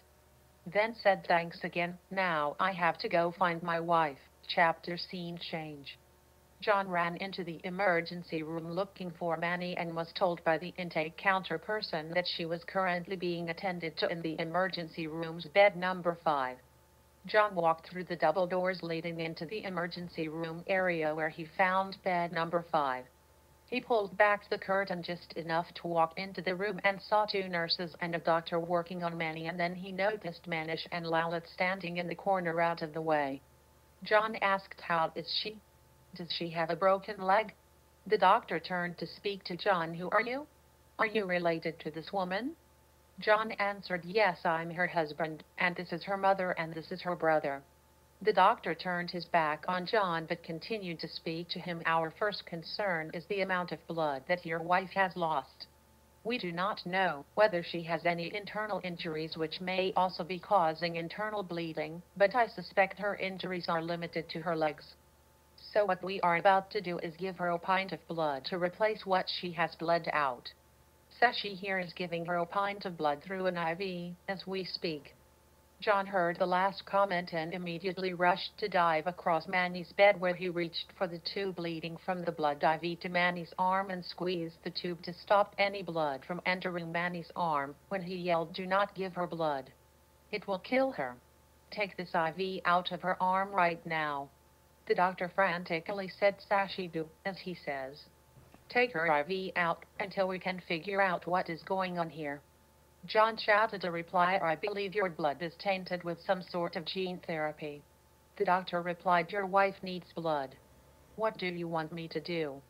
John answered, looking over at Manish, "Well, there is her twin brother. I suspect they have the same blood type." Lalit answered, yes, they do. They are both B positive." Manish replied, "Yes, I'm B positive. How do I give my sister blood?" Chapter scene change. Danielle Bronner took her dog Nala for a walk upstream along the river Rhine. She was very anxious because she had read John's email, which uncovered the tainted blood could be traced back to Incepta's egg, and then they could potentially trace it to her. She needed to place a cell phone call using an untraceable cell phone. She walked Nala 1 mile away from her penthouse apartment to make sure that the call went through a different cell tower instead of the one near her apartment. Danielle found an isolated spot where there were no people, and she pulled out her phone and dialed the phone number from memory and waited for somebody to pick up. On the 5th ring, a voice answered, "Hello." It was an altered voice run through software that digitizes the voice sound to change the pitch. Danielle asked, "Are the problems taken care of?" The voice answered, "No." Danielle was angered at this answer. "Why the fuck not?" The voice replied, "The bitch in Shanghai has been eliminated, but the attempt on the primary failed today. Reacquiring the target right now to finish the job. His boss sleeps with the fishes tomorrow when he takes his boat out into the bay." Danielle replied, "These problems are a serious risk to our plans. The one you missed today can cause serious problems for us if what he knows gets out. I want this cleaned up by tomorrow." Do you understand me? By tomorrow this is cleared up. The voice replied once we reacquire, the problem goes away. Then the line went dead, chapter scene change. Max Zurbriggen couldn't wait for Saturday to arrive. The weather forecast predicted a perfect day due to a Bermuda high that guaranteed there would be a crystal blue sky. He and his wife Merjam were dressed in their yuppie sailing attire by 8 a.m. and were getting into their BMW 135i convertible to make the trip to Marblehead where they kept their 40-foot sailboat. Merjam heard a loud vibration noise just outside her car window and said, "Oh look Max, there's another one. That is the fifth time in 3 days I have seen a hummingbird. I never realized how loud their little wings beat. Look at him, he is looking into our car right at us. God, they are amazing to look at." Max was half listening to her, as the other half of his brain was trying to make sure they were not forgetting something they would need taking the boat out for the first time that summer. Max said, "Well, that must be a sign of good luck. We will have to put up some bird feeders." Neither Max nor Merjam noticed a minivan parked 150 yards away. The occupants of the minivan sat behind darkened windows that kept anybody outside from seeing them.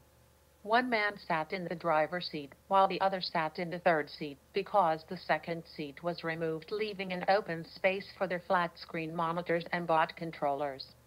For the past 3 days, the monitors had shown video feeds from the nanobot hummingbirds that mysteriously showed up around the Zurbriggen house. The man in the driver's seat pulled up a cell phone and placed a call. "They are leaving the house and are heading for the Marblehead Marina. Get the boat ready, they are heading your way. As soon as we collect the bots we will head there in probably 5 minutes." 45 minutes later, Max and Merjam were on their boat leaving the marina under the power of a small outboard. Once they cleared the marina and got into the bay, Max pulled up the outboard and set the rigging to catch the 20-knot breeze in the sailboat's multicolored sails. Max was a landlubber who pretended he was the seafarer, but never strayed beyond the sight of land on the horizon. Max noticed that there was a small yacht about half a mile off his stern, but did not give it a second thought as he saw Merjam leave the cabin to make her way back on deck. Max thought, well now, Merjam bought a new Batgirl bikini. I sure hope she's using sunscreen, that bikini showing parts that have never seen the light of day. Merjam would never wear a string bikini with a thong at the beach. Even at Cape Cod she might run into somebody she knew, and that would be too embarrassing. Today she felt daring and decided to go nude.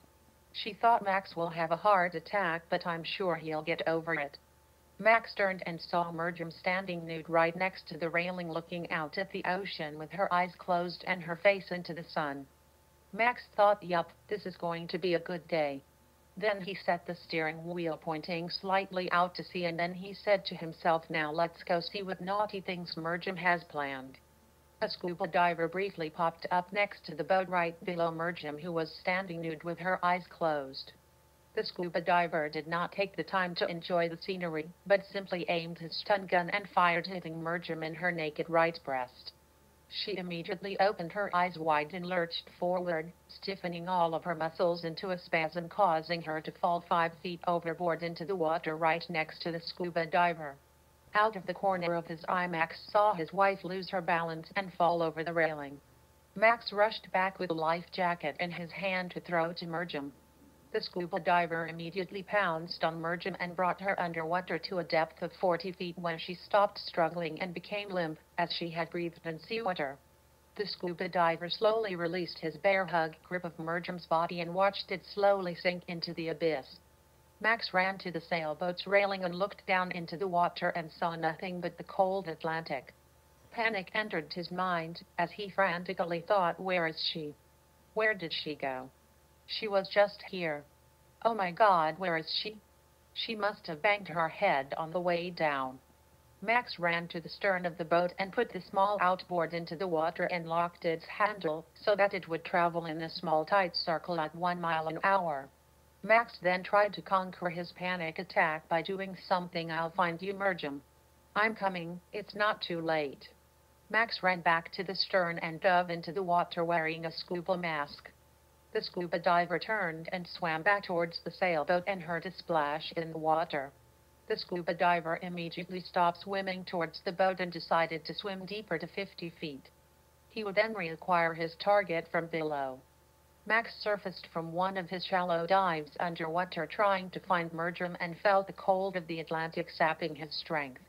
He knew he could not stay in the water longer than 5 minutes looking for Mergem. The scuba diver looked up and saw Max treading water about 30 feet away. The scuba diver swam quickly towards Max's legs and grabbed a hold, bringing him underwater. Max did not have time to think or react. Something hit him from behind, grabbing his legs, making him forcefully whip backwards into the water, immediately disorienting him as the cold seawater went up his nose and into his nasal passages, choking him. Without a deep breath, Max only lasted 10 seconds before he inhaled his last breath of seawater and went limp, never knowing what had grabbed him by the legs. The scuba diver released Max's body on the surface of the water and then found his underwater propulsion sled and headed back towards the yacht that was parked half a mile away. He said to himself, with any luck I'll be out of this cold water and drinking a glass of brandy. Chapter scene change. Danielle Bronner took Nala for another walk. This time it was downstream on the River Rhine for approximately 1 mile. She said to Nala in a low voice, "There, baby, I think we are far enough away from home. We have to be on a different cell tower. All of these precautions are driving me crazy. Why can't I place a call from my fucking penthouse?" Danielle pulled out her untraceable cell phone and dialed the number. On the fourth ring, she heard the same altered voice, "Hello." Danielle had a lot of nervous energy, as the anxiety was beginning to wear thin. She acted like a heroin addict looking for a fix. She aggressively asked the voice on the cell phone, "Did you take care of the problem?" The voice replied, "The yuppies sleep with the guppies."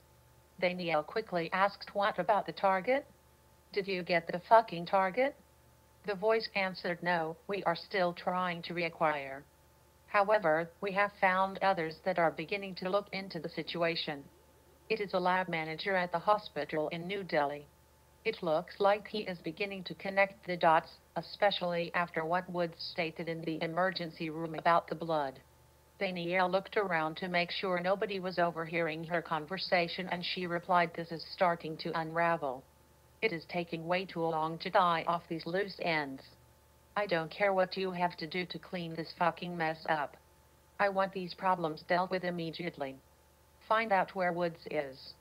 Don't worry about collateral damage. Just get the fucking job done and don't get caught. This lab manager, take him out now." Chapter scene change. Jawahar Kumaran was the head of pathology at Indraprastha Apollo Hospital. He had been informed by the emergency room staff about John's allegation of tainted blood. He took 2 samples from his inventory of blood. One was just delivered yesterday and the other sample at the hospital in a shipment that arrived 6 months ago. He had been looking at them on slides under an electron microscope, trying to understand the peculiar sample he was looking at. Then he picked up the phone and dialed a number from a slip of paper and waited for somebody to answer. "Namaste. This is Dr. Jawahar Kumar from Indraprastha Apollo Hospital. I'm looking for a Mr. John Woods and I was told he was at this number." The other voice immediately switched to English and said, "Please hold for a moment while I get him." Another voice came to the phone, "This is John Woods. With whom am I speaking with?" "I'm Dr. Jawahar Kumar from Indraprastha Apollo Hospital. I'm the head of the pathology lab. I was given your number from admissions paperwork. I would like to speak with you regarding the concern you relate to our emergency room stating we had tainted blood." John answered, "Ask your questions, but I'm not sure whether I can answer them." Dr. Kumar continued, "I had my lab run tests on 2 samples of blood, one that arrived yesterday and one that arrived 6 months ago. We did find troubling differences, as our technician noticed that something was affecting T cells in the newer sample. He was extremely anxious about what he was looking at." The pathology lab manager came running into my office stating, "Vinisa, Tabrahi, Dunya Hatira, Janikatila." John had been listening intently, but then he was at a loss once Dr. Kumar started to talk in Hindi. John interrupted him and said, "I'm sorry, doctor, but I don't speak Hindi." Dr. Kumar answers, yes, yes, of course, let me translate. Vanessa means. Suddenly, John heard what sounded like multiple huge explosions that went on for 10 seconds, and then the sound of a fire alarm bell filled the background noise over the phone. John yelled into the phone, Dr. Kumar, are you there? What has happened? Hello, are you there? John did not hear any voices for about 5 minutes, then he heard a panicked voice, they are all dead. The entire lab is gone. Oh my, what a horrific mess. The phone line suddenly terminated. John hung up the phone and yelled, Manish. Manish. We need to go to the hospital and get Manny now. Chapter scene change. John and Manish were able to get into Indraprastha Apollo Hospital just before the police put it under lockdown. They took the elevator to the 8th floor and soon found Manny asleep in her bed. John walked up to her and gently shook her shoulder, saying, Manny, Manny, wake up, babe. We have to get you out of here. It's not safe. Manny opened her eyes, trying to separate what had been her dream with what is now reality staring at her, shaking her awake. John, what is it? What is wrong? What happened? Manish had grabbed her clothes and was handing them to John and said, why don't you close the curtain and get her dressed? I will go find a wheelchair so we can get her to the car. Manish closed the curtain around her bed and left the room, while John tried to get Manny sitting up on the side of her bed. Here, let me help you get your blouse on. After a few minutes, John had succeeded in getting Manny out of her hospital gown and into loose-fitting street clothes, just as Manish showed up with a wheelchair. John said to Manny, put your weight on your good leg and I'll help you into the wheelchair, while Manish holds it so it doesn't roll. Once Manny was safely in the wheelchair, Manish had her moving at a brisk walk. John realized that Manish had developed a fear of his own shadow and was somewhat recklessly pushing Manny down the hallway, prompting John to say, Manish, we are not in a race. Why don't you slow down before you crash Manny into a wall? Manish Andretti successfully pushed Manny in her wheelchair all the way to the front of the hospital and said, I'll go get the car, you stay with Manny. Stay alert. John nodded his head yes and backed Manny to a wall where they could see anything coming their way. John thought, what the fuck is going on? Who is trying to kill us? Who was trying to kill anybody that knows about the tainted blood? John's thoughts were interrupted when Manish pulled up with the car and ran around to open the back seat door as John rolled Manny towards it. A minute later, Manny was lying on the backseat being driven away from the hospital with Manish driving and John in the front passenger seat when Manny asked her first question. Why is it not safe at the hospital? John answered, I was on the phone with a Dr. Kumar who was in the pathology lab at the hospital. He called me because of the tainted blood, and when he started to explain what his lab technician found, a bomb went off, exploding the lab and killing everybody. Manny asked, what did he say? John answered, he started talking in Hindi and it sounded like Ganesh or Vinash, then Tabitha, don't he have a tiara, and then he said somebody's name, Yana Cattle. He spoke very fast, but I think that's what it sounded like. Manny was quiet for a while and John thought that maybe she had gone back into her sedated sleep. When she spoke, he said, Vinash, it sounds like Vinash. That is the Hindi word for destruction. And Tabitha, don't he have a tiara is Hindi tabahi, dunya hatira, say it slow, ta, ba, he, dun, e, ya. Ha, t, r, that means annihilation, world killer. And the name you heard, Yana Cattle, well, that means mass murderer Janakatila. John answered, cheese and rice. Manny, I'm never playing Scrabble with you. How the hell did you figure that one out? What did you say your IQ was? Manny answered, my IQ is 185. You married a very bright girl. John said, I sure did. Manish pulled the Mercedes up very close to the house and John helped Manny out of the car, where she put her arm across John's shoulders as she hopped into the house and onto a chair. Lalit brought her bowl of soup, while John went into the other room to place a phone call. He dialed the number and waited for an answer. Max Brigjan's office, how may I help you? John answered, hello Gloria, this is John Woods. Is Max available? This is very urgent. Gloria hesitantly replied, hello John, I have some very sad news. Max and his wife went sailing on Saturday and have been reported missing. Their sailboat was found abandoned, and after a 24-hour search by the Coast Guard, the search has been called off. We can only wait and hope for a miracle. John answered, "Oh no. Oh my God, that's terrible. Do they have any idea what happened?"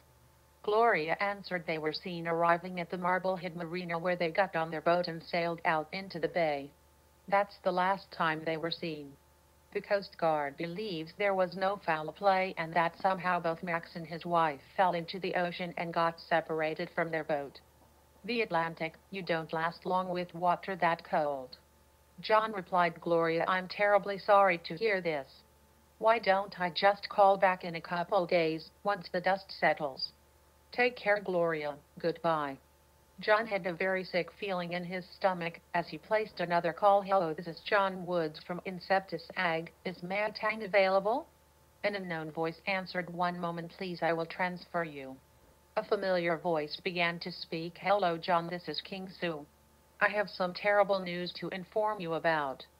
I'm so saddened to report that Mary Tang was murdered on her way home on Friday night. The police believe this was a common theft, but instead of taking just her purse, the criminals stole her life.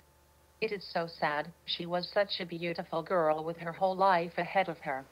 John listened to King and closed his eyes as he realized he and Manny were probably in grave danger. "I'm so very sorry, King. That is terrible news." After offering condolences, John ended the phone call and went back in the kitchen looking for Manish, finding him eating a bowl of soup with Manny. "Manish, do you have a laptop? And where can I go to find internet access?" Manish answered, "Yes, John, I have a laptop and we have internet access right here at home." John replied, "With everything that's going on, I don't trust any phone or internet that can be traced back to us. I need to sign on to the internet anonymously to make our next plans. I think we need to assume all of our conversations are being monitored by somebody. I don't know who, but I do know why. And it seems somebody is a step ahead of us, and that is going to stop." Manish listened to John and thought he was overly paranoid that there was somebody out there trying to kill them when he said, "John, I think you are overreacting to what has occurred.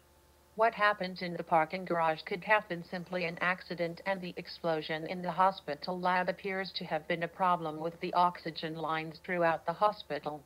The authorities on the news believe the oxygen tanks blew up from a faulty valve." John replied, "I just tried calling 2 people who knew about the tainted blood and was told they are now dead. Yesterday my boss Max and his wife went sailing and mysteriously disappeared. They found their boat adrift with no signs of struggle. Then I called the lab manager at the Chinese subcontractor who I just worked with to uncover the problems with the blood, and I was told she was killed in a mugging on her way home 2 days ago. The fact that Manny and me were almost run down in the parking garage and gives me no doubt that we are dealing with somebody that wants to silence us at any cost." Chapter scene change. Manish and John took Manish his laptop and went to a Starbucks that just opened up the previous month, which had internet access. Manish and John went inside, ordered 2 coffees, and then took a seat. John took Manish's laptop and opened it up after having looked around to make sure nobody was watching them. Once the laptop gained internet access, John went to the reservation website Travelocity to look at available flights from New Delhi to New York and New Delhi to London. He found 2 non-stop direct flights leaving within 20 minutes of each other that would suit his purpose. John told Manish, "I just booked 2 business class seats on Stratus Air to London that leaves New Delhi tomorrow at 6 p.m. There is also an Air India flight to New York that leaves tomorrow at 5:45 p.m. If everything works out, I plan to make it look like we are flying to London by checking in and obtaining a boarding pass, but then we'll slip away from the London gate to show up at the New York gate and purchase 2 tickets at the gate. With any luck, this will give us back to the United States, where it will be easier for us to disappear and find safety. I'll even book hotel reservations in London for a few days to make it look like we're really going to spend some time there." Manish asked, "Why don't you just walk up and purchase a ticket to New York without making a reservation? Wouldn't that do the same thing? And what if the New York flight is booked solid? What will you do then?" John answered, whoever is following us, I want them to think we are going to London. They will put plans in place for London, not New York. This will give us an advantage for a short time. If the flight to New York is full, there is also a flight to Paris that leaves at 6:10 p.m. One way or the other, we will find a flight out of New Delhi to somewhere in Europe. From there we will get to the United States. Chapter scene change. John had a difficult time convincing Manny that they had to leave India for their own survival. Manny said, John, I'm not leaving my father. He's probably in his last days and I will not leave him. Lalit looked at John and then at Manny. Your father would not want you to risk your life for him. He would never forgive himself if anything happened to you. Honor your father and go with John.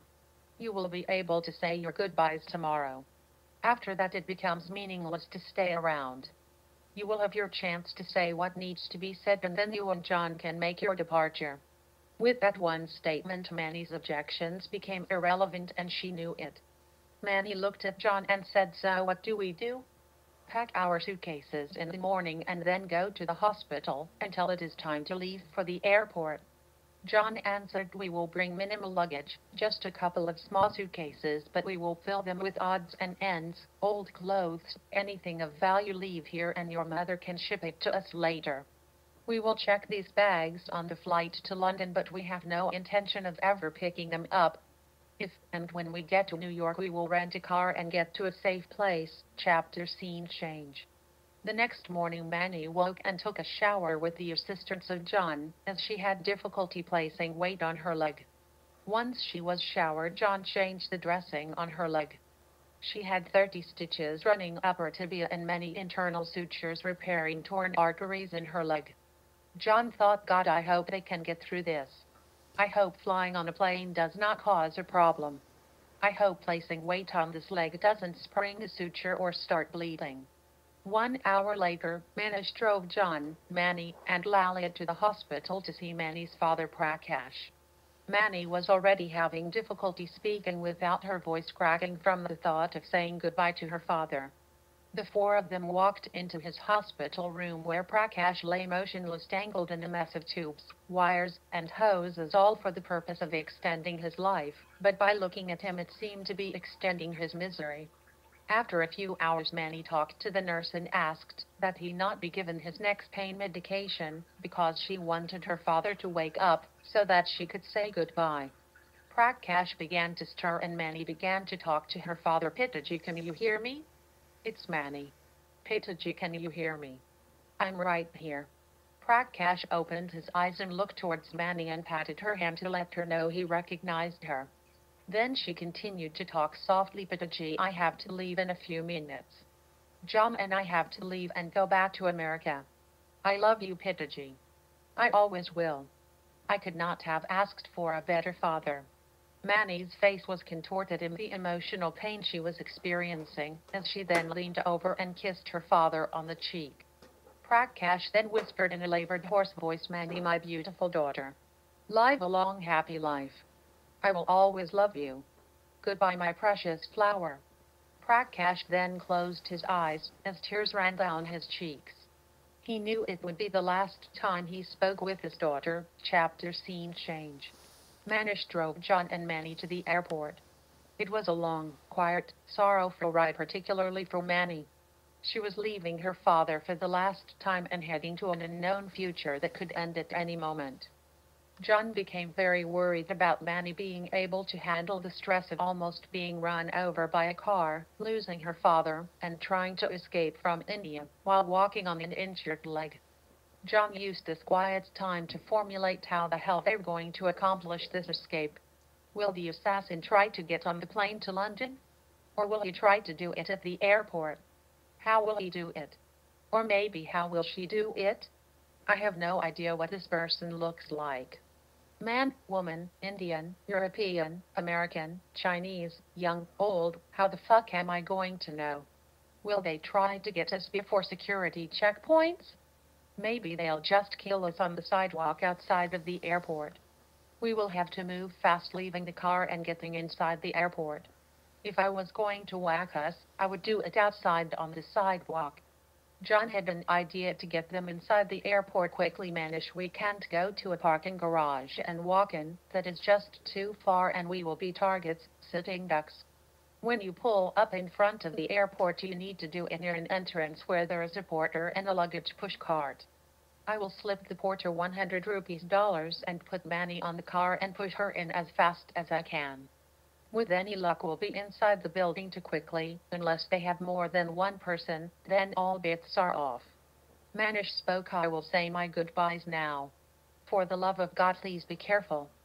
Somehow you must let us know you are all right. John answered. Manish, remember this number 989. You will receive an email from somebody you do not know. It will contain 7 numbers. Reverse the 7 numbers and put 989 after the first 3. That will be a phone number that you may call. But you must make that phone call from an untraceable phone. Not the home phone, not your cell phone, not the business phone. It must be untraceable or our cover will be blown. Manish said 989, reversed the 7 numbers, then put 989 after the first 3. Okay, John, that should do it. Here we are. Get ready to get out quick. I will park the car at the curb and help you get the pushcart. Manish pulled the car up to the curb and was out of the car very quickly. He briefly talked to a porter who then brought his luggage cart over towards the car. John got out of the back seat and helped Manny stand on one leg and helped her as she limped and hopped over to the luggage cart and sat down. This was all done in 30 seconds. Manish quickly shook John's hand and gave his sister a kiss on the cheek and said, "Be safe." John and the porter took off, wheeling Manny on the cart towards the airport terminal doors, while Manish stood on the sidewalk looking for anybody staring at them, or anything that looked unusual and out of place. After standing in front of the terminal for a minute and seeing nothing out of the ordinary, Manish walked back to his car. As he stepped off the curb and opened the driver's door, he was surprised to suddenly feel somebody very close behind him holding the point of a knife at the back of his neck near the base of his skull. The voice said, "Where are they going? If you don't tell me, you will die right here." The voice was female and she put her lips very close to his ear like they were in a romantic embrace saying their goodbyes. Manish's body stiffened as she put pressure on the point of the knife, making it painful. At first he acted very conceited and nervous. When he responded, "I will tell you what you want to know. Please don't hurt me." The voice clutched him a little tighter and pressed the blade hard enough to pierce the skin on the back of his neck. When she said, "You better hurry up and fucking talk," Manish gave an answer that followed the plan. "They are leaving for Paris." "No, I mean London." "God, you got me nervous. It's London on the Stratus Air flight that leaves at 6 o'clock. They are going to stay in Paris." "No, sorry, I mean London for a few days." "They are going to London." Manish had given her 2 destinations to run down if she got suspicious. A second later the voice said, "Now, aren't you a good boy? Sorry about this." Once Manish heard the word sorry, he quickly reacted by forcefully spinning around, leading with his elbow, hitting her first in the arm that was holding the knife, and then following through with his elbow, hitting her in the cheek and nose, snapping her head back. The razor-sharp knife had cut a deep 2-inch gash on the back of Manish's neck, causing blood to pour over the back of his white shirt. After initially being staggered by the elbow to her face, she quickly recovered and head-butted Manish in the nose, and then she thrust the knife deep into both sides of his chest, causing both of his lungs to collapse and start to fill with blood. She hurriedly wiped the blood from her knife onto his shirt, and then she turned and walked away unnoticed. Manish stood there leaning against the inside of the driver's side door, struggling to breathe, and then he collapsed down into the driver's seat and leaned on the car horn, trying to attract attention. He continued to press the horn for 1 minute until somebody came over to the car and realized Manish needed medical attention. 10 minutes later, Manish was in an ambulance heading towards the hospital. While he was in the back of the ambulance, he told the "Do not give me blood. No matter what, tell them no blood." Chapter scene change. John and Manny had checked in for their non-stop Stratus Air flight to London, checking one piece of luggage onto the Boeing Airlines 777 with 312 other passengers. John found Manny a wheelchair to assist in navigating through security and around the thousands of people trying to make their own flights, while John and Manny traveled to their London gate. Manny carried John's oversized, soft-sided briefcase on her lap as she was pushed in the wheelchair by John. They finally arrived at the London gate and John found 3 seats against the wall where Manny could elevate her leg for 2 hours prior to boarding. John picked up a magazine and pretended to read it while he scanned the gate area for anybody that was watching them. John caught some people staring in their direction but thought that maybe they were just staring at Manny's injury. John continued to keep this vigilance and was surprised when he looked at his watch and saw that it was 5:15 p.m., prompting him to ask Manny, "Why don't I bring you to the restroom before they start boarding the flight?" John helped Manny in the wheelchair and then wheeled her as far as the women's restroom entrance, which was behind the barrier that blocked it from the terminal gate area. While they were out of sight from the gate, Manny pulled out an adjustable cane, a flowery-colored sari, and a gray wig from John's oversized briefcase, and then she handed the briefcase back to John. Earlier that day, Lalit suggested that they bring a change of clothes for a disguise. John helped Manny stand up with her cane and John asked Manny, "Can you manage to do this alone without any help?" Manny answered, "Yes, John, I took a pain pill 1 hour ago and it is now kicking in. Why don't you go in the men's room and change your clothes?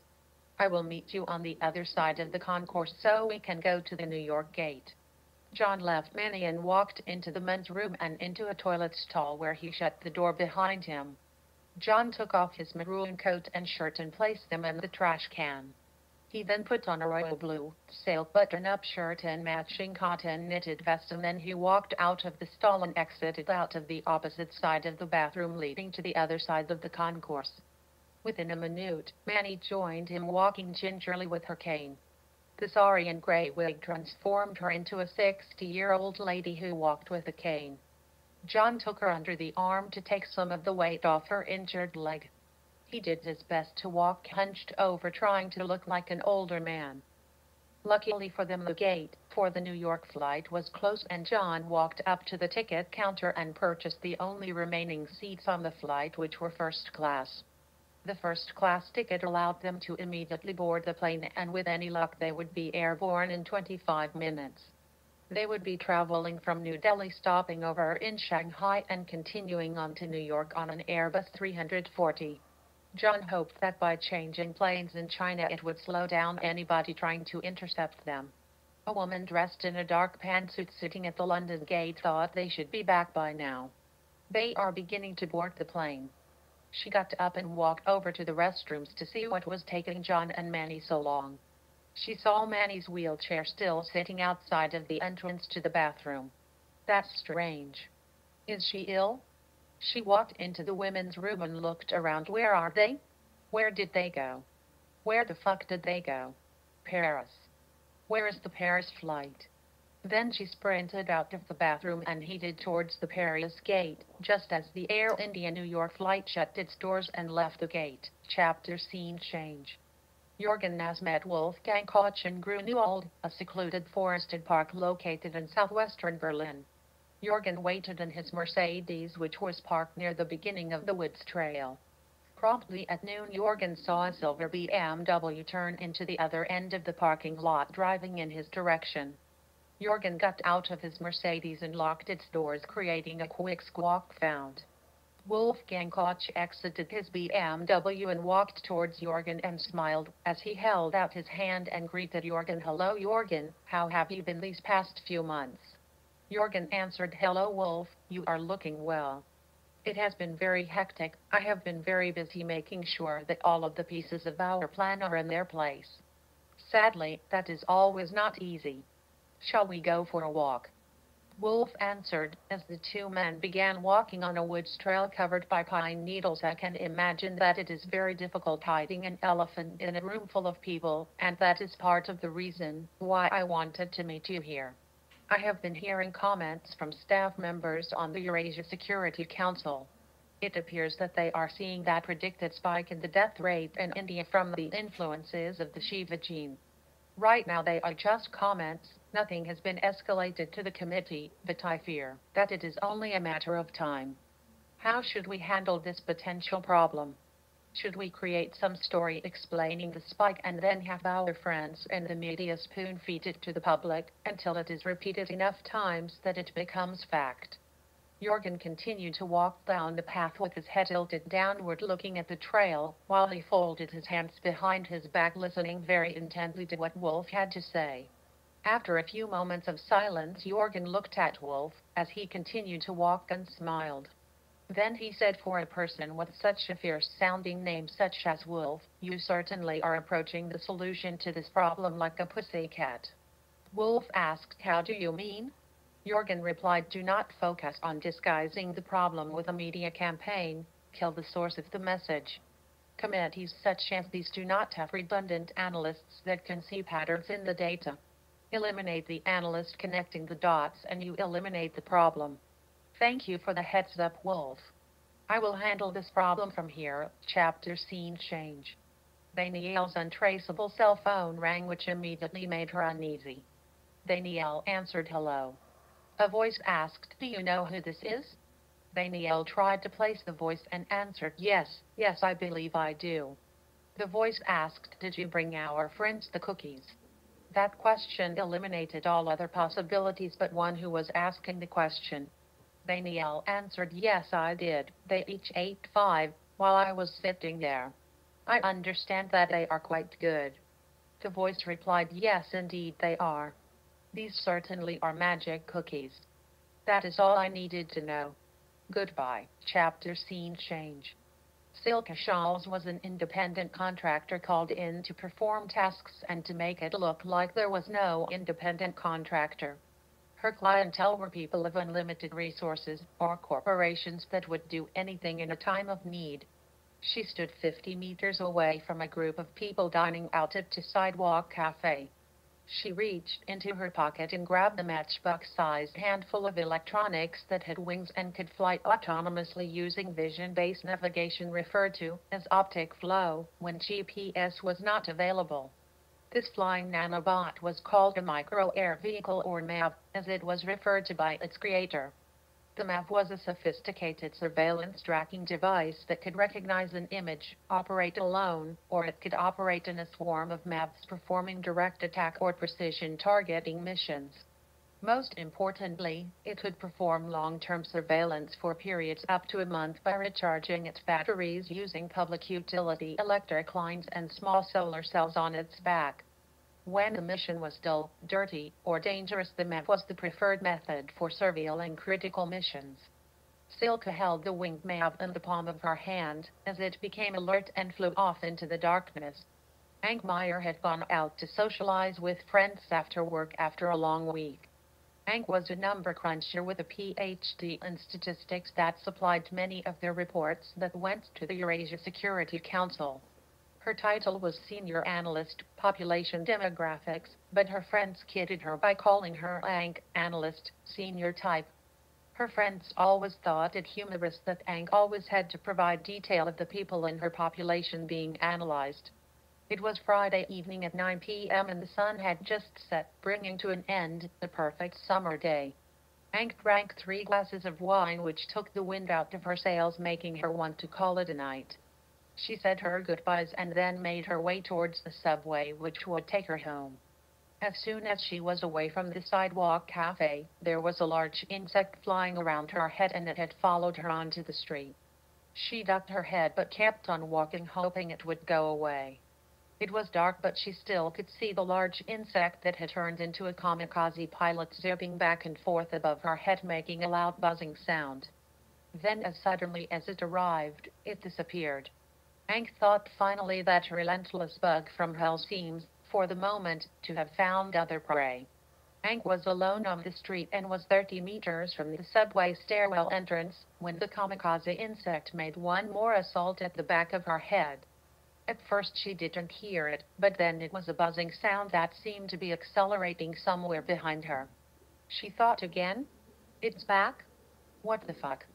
The insect struck her in the back of the head, simultaneously exploding, sending bullet-shaped shrapnel into her head, dropping her to the sidewalk, killing her instantly. The explosion was so powerfully complete that it left no evidence to be scrutinized by the police. Silke heard the explosion and then waited for a minute until she heard somebody yelling for an ambulance. Silke turned and walked in the other direction, as she did not want to be caught on any surveillance cameras in the area. Chapter scene change. An hour before the Air India flight landed at JFK International Airport, Manny went into the restroom and took off her wig, so that there would be no problems clearing customs. John and Manny took their time walking through baggage claim on their way to customs.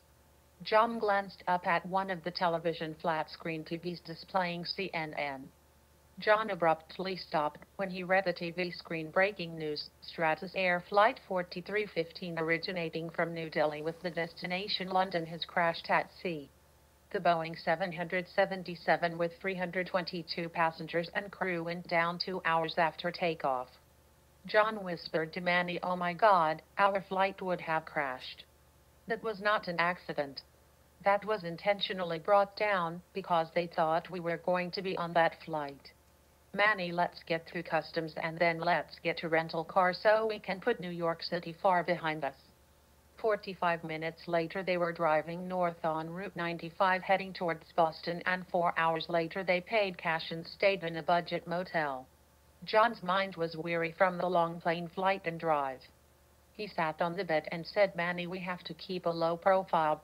We can't use our credit card or ATM card. Somebody will be looking at those so they will be able to find us. We can't go home because they're already probably waiting for us. We need some help. I'll get in touch with my family somehow, but first I need some sleep." John and Manny woke in the morning much more prepared to take on the day than they were in the previous night. Manny said, "John, why don't you buy a track phone? You can buy with cash and the phone can be set up in anybody's name. You can call your family with that phone." John answered, "You're right, Manny. Maine will be the safest place for us because we can see whoever is trying to freaking kill us coming from a mile away. But the first stop will be to the bank where I'll withdraw $10,000. That should be enough to keep us going for a while." An hour later, John and Manny sat in the Walmart parking lot where John held his newly purchased track phone. John did not want to contact his parents directly because he was sure his parents' phone would be monitored, so he decided to contact his cousin Tommy Blanchard, who, with a different last name, hopefully would not be monitored in the dragnet trying to find them. John looked up his cousin Tommy Blanchard's cell phone number in his other cell phone's address book and dialed the number using his new untraceable cell phone and waited for Tommy to pick up. "Hello." John answered. "Tommy, it's John Woods. How are you?" Tommy replied to John, "Holy shit, I'm glad you called.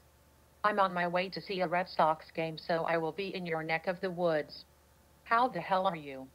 John answered Tommy, "I need your help. There is something serious going on and there is somebody trying to kill me. Me and Manu just flew in from India last night and we are trying to stay off the radar screen, which means we can't go home or use our credit cards. We need to disappear until we can get ahead of whoever is trying to kill us. We need to get to Maine. Do you have room in your car for 2 people? Tommy answered, "Yeah, sure, I got room. It's just me and Paul going to the game. What do you need me to do?" "I'll do anything you need." John said, "That's great, Tommy.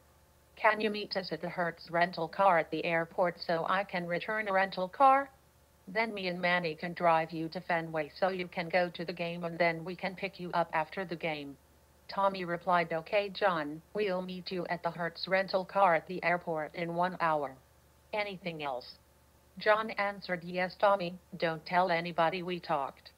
The people after me have unlimited resources.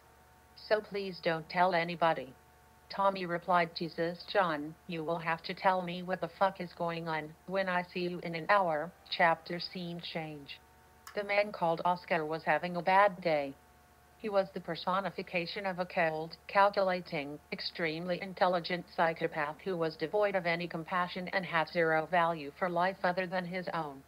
These were personality traits that Oscar learned while growing up in the rough neighborhood called Brixton, a district in the London borough of Lambeth in South London. Oscar thought how fucking embarrassing. Lucia failed to terminate John Woods in India. She failed in the parking garage hit and run, and she failed at the airport when Woods and his injured wife slipped away under her nose. Jorgen Nass pays an extremely high premium for my services when they succeeded, and Lucia will pay an extremely high penalty for her failures. I think it is time for Lucia to meet Silke Shawls and her fistful of flying fun. That will certainly make it the worst and last day of Lucia's life. Oscar now applied all of his attention trying to reacquire John Woods. Oscar thought we tracked Woods to JFK International Airport, then to a rental car. The next day he withdrew $10,000 out of his bank account. And then he disappeared after returning his rental car at Logan International Airport. Where did you go, John? Where did you go? Returning the rental car at the airport, that was just a ruse. You're a clever boy. You are traveling with your wife and she is injured, so you can't be traveling around. Logistically, you can't stay on the road. No, that would be too hard. Where can you take her? You can't take her home. It's not safe there. No, you go someplace safe. You would go someplace that you were familiar with. You would go looking for help from your family. Yes, that's where you would go, and that's where we will start the hunt for you.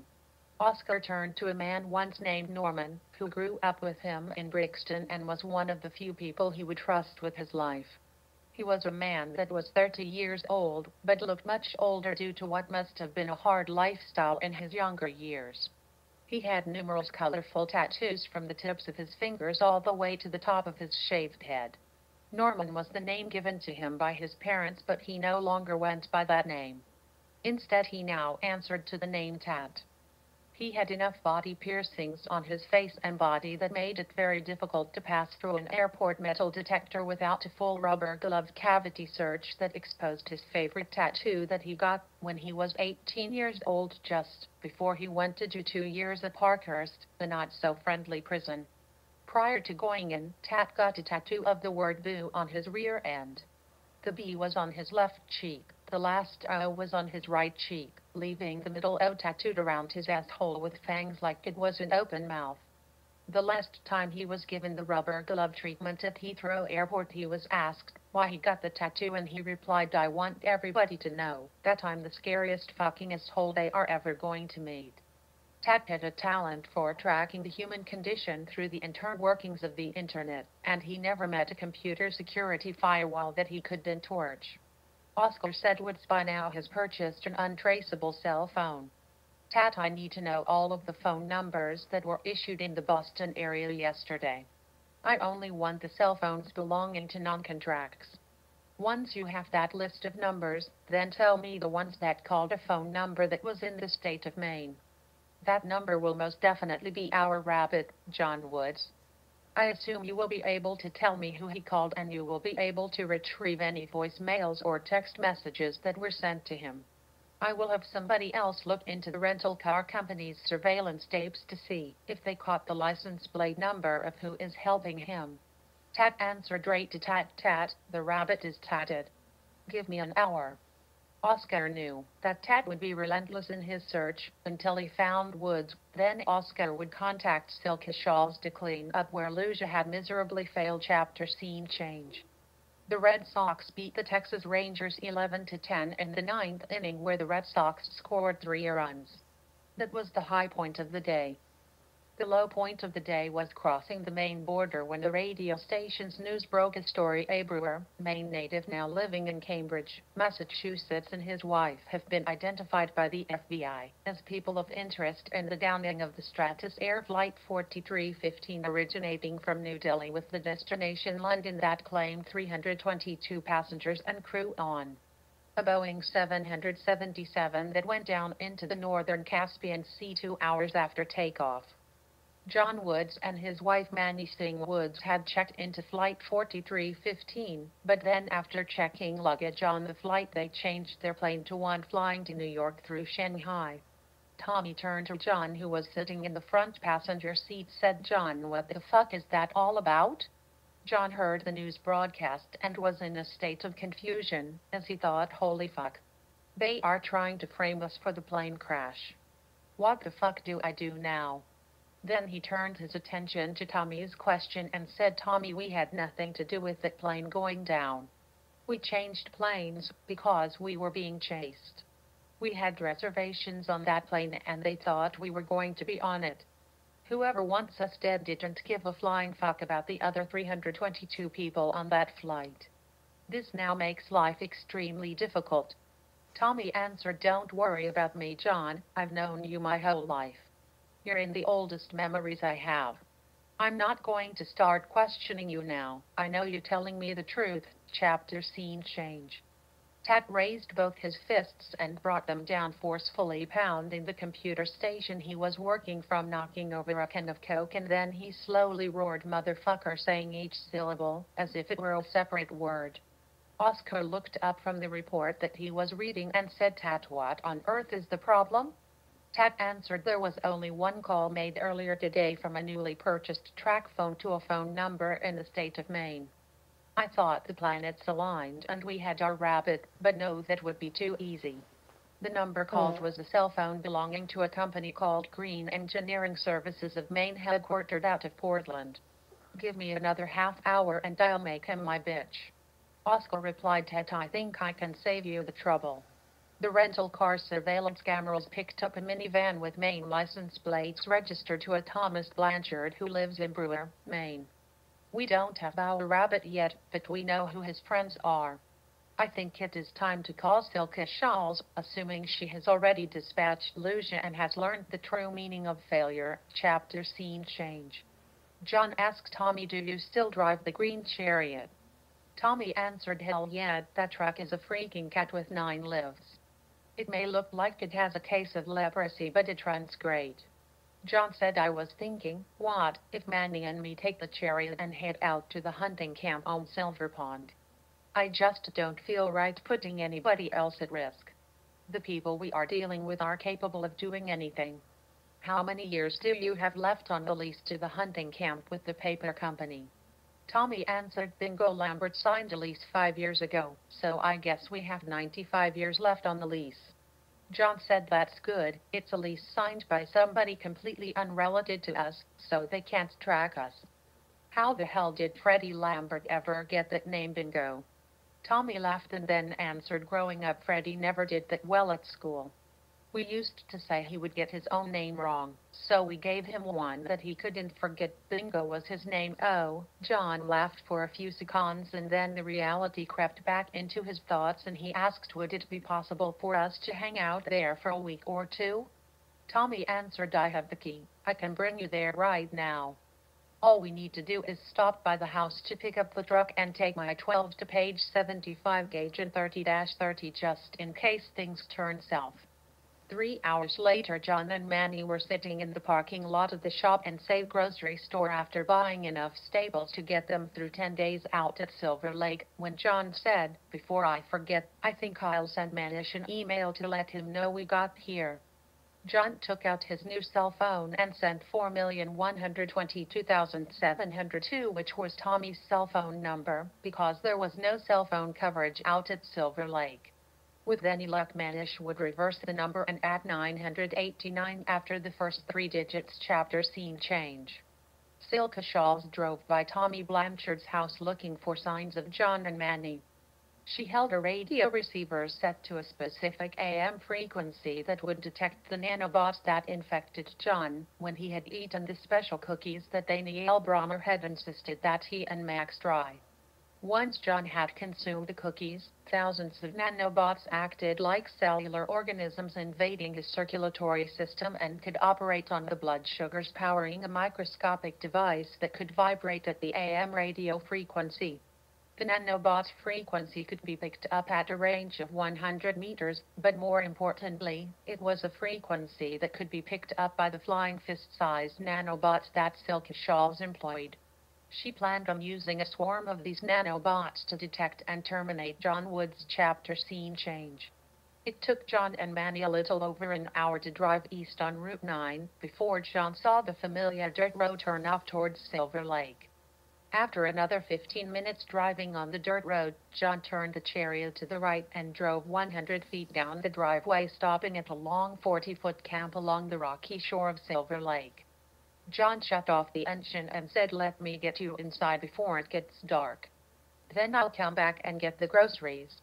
John helped Manny walk from the truck into the camp, and then he had her sit in a wooden Adirondack chair that was next to the pot-bellied stove. The camp had one bedroom with two bunk beds at the far end of the camp. The main room of the camp had a couch, a kitchen table with 5 chairs, and 2 Adirondack chairs. Manny looked up and saw that the roof had long skylights with opaque plastic coverings allowing sunlight to pass through, which provided adequate light for the main room. After he got Manny sitting in the Adirondack chair with her leg elevated, he went back out to the truck and brought in the groceries and 2 loads of firewood. It didn't take long before he had the fire going in the pot-bellied stove and 3 hamburgers cooking in a small frying pan. John heated up a can of baked beans to go with the hamburgers, and 10 minutes later John brought Manny her plate, where she sat in the Adirondack chair and said, "Bon appetit. It's not much, but it will make your stomach stop growling at me." Manny answered, "Thank you, John. Have you looked at these magazines on the table? Some of these are 30 years old." John replied, "Those magazines are ancient. They've been here as long as I can remember. But take a look at this radio. It's an old-timer. It only has AM stations. I guess when this was brought during the Stone Age, Maine did not have FM stations."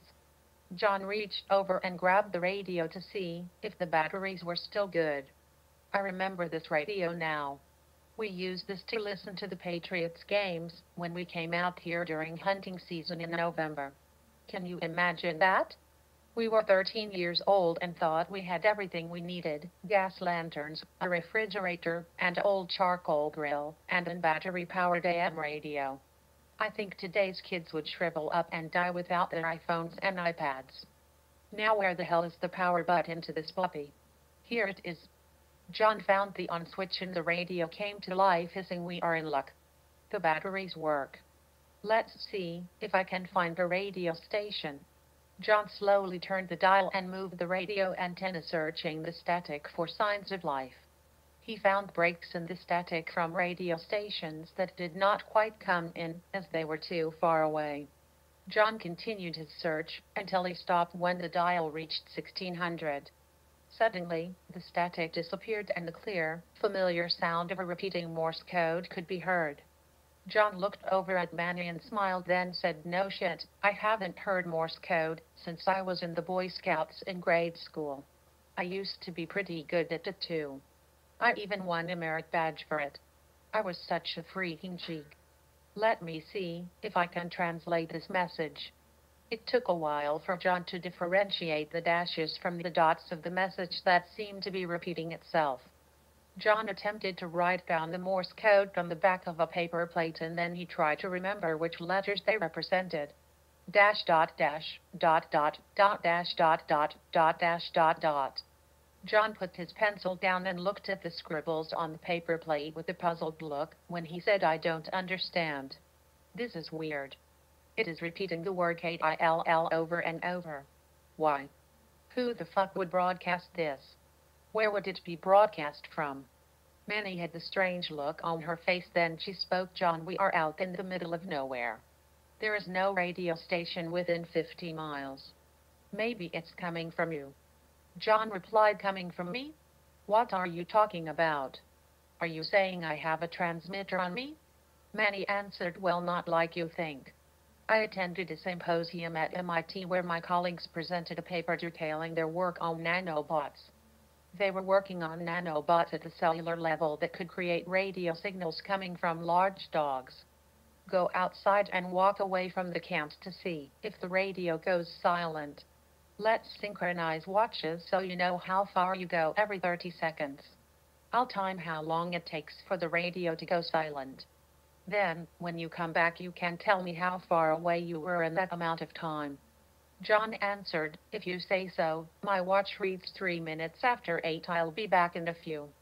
10 minutes later, John reappeared at the camp door and asked, "Did the signal disappear?" Manny looked at John with a serious look on her face and said John it stopped after 40 seconds. How far away were you? John answered I was only about 100 yards away. What does this mean? What should we do? What the hell will these things, these nanobots do to me? Manny answered John I don't know but I think somebody is trying to target you. Chapter scene change. As hard as John and Manny tried to stay off the grid, it was virtually impossible. John called Tommy's cell phone number and Tommy picked it up on the third ring. Hello. John answered Tommy, it's me. I'm just checking in. Did Manish call? Tommy replied John, I have some bad news. I don't know where to start so I'll just start with the worst. Manny's mother called from a friend's house.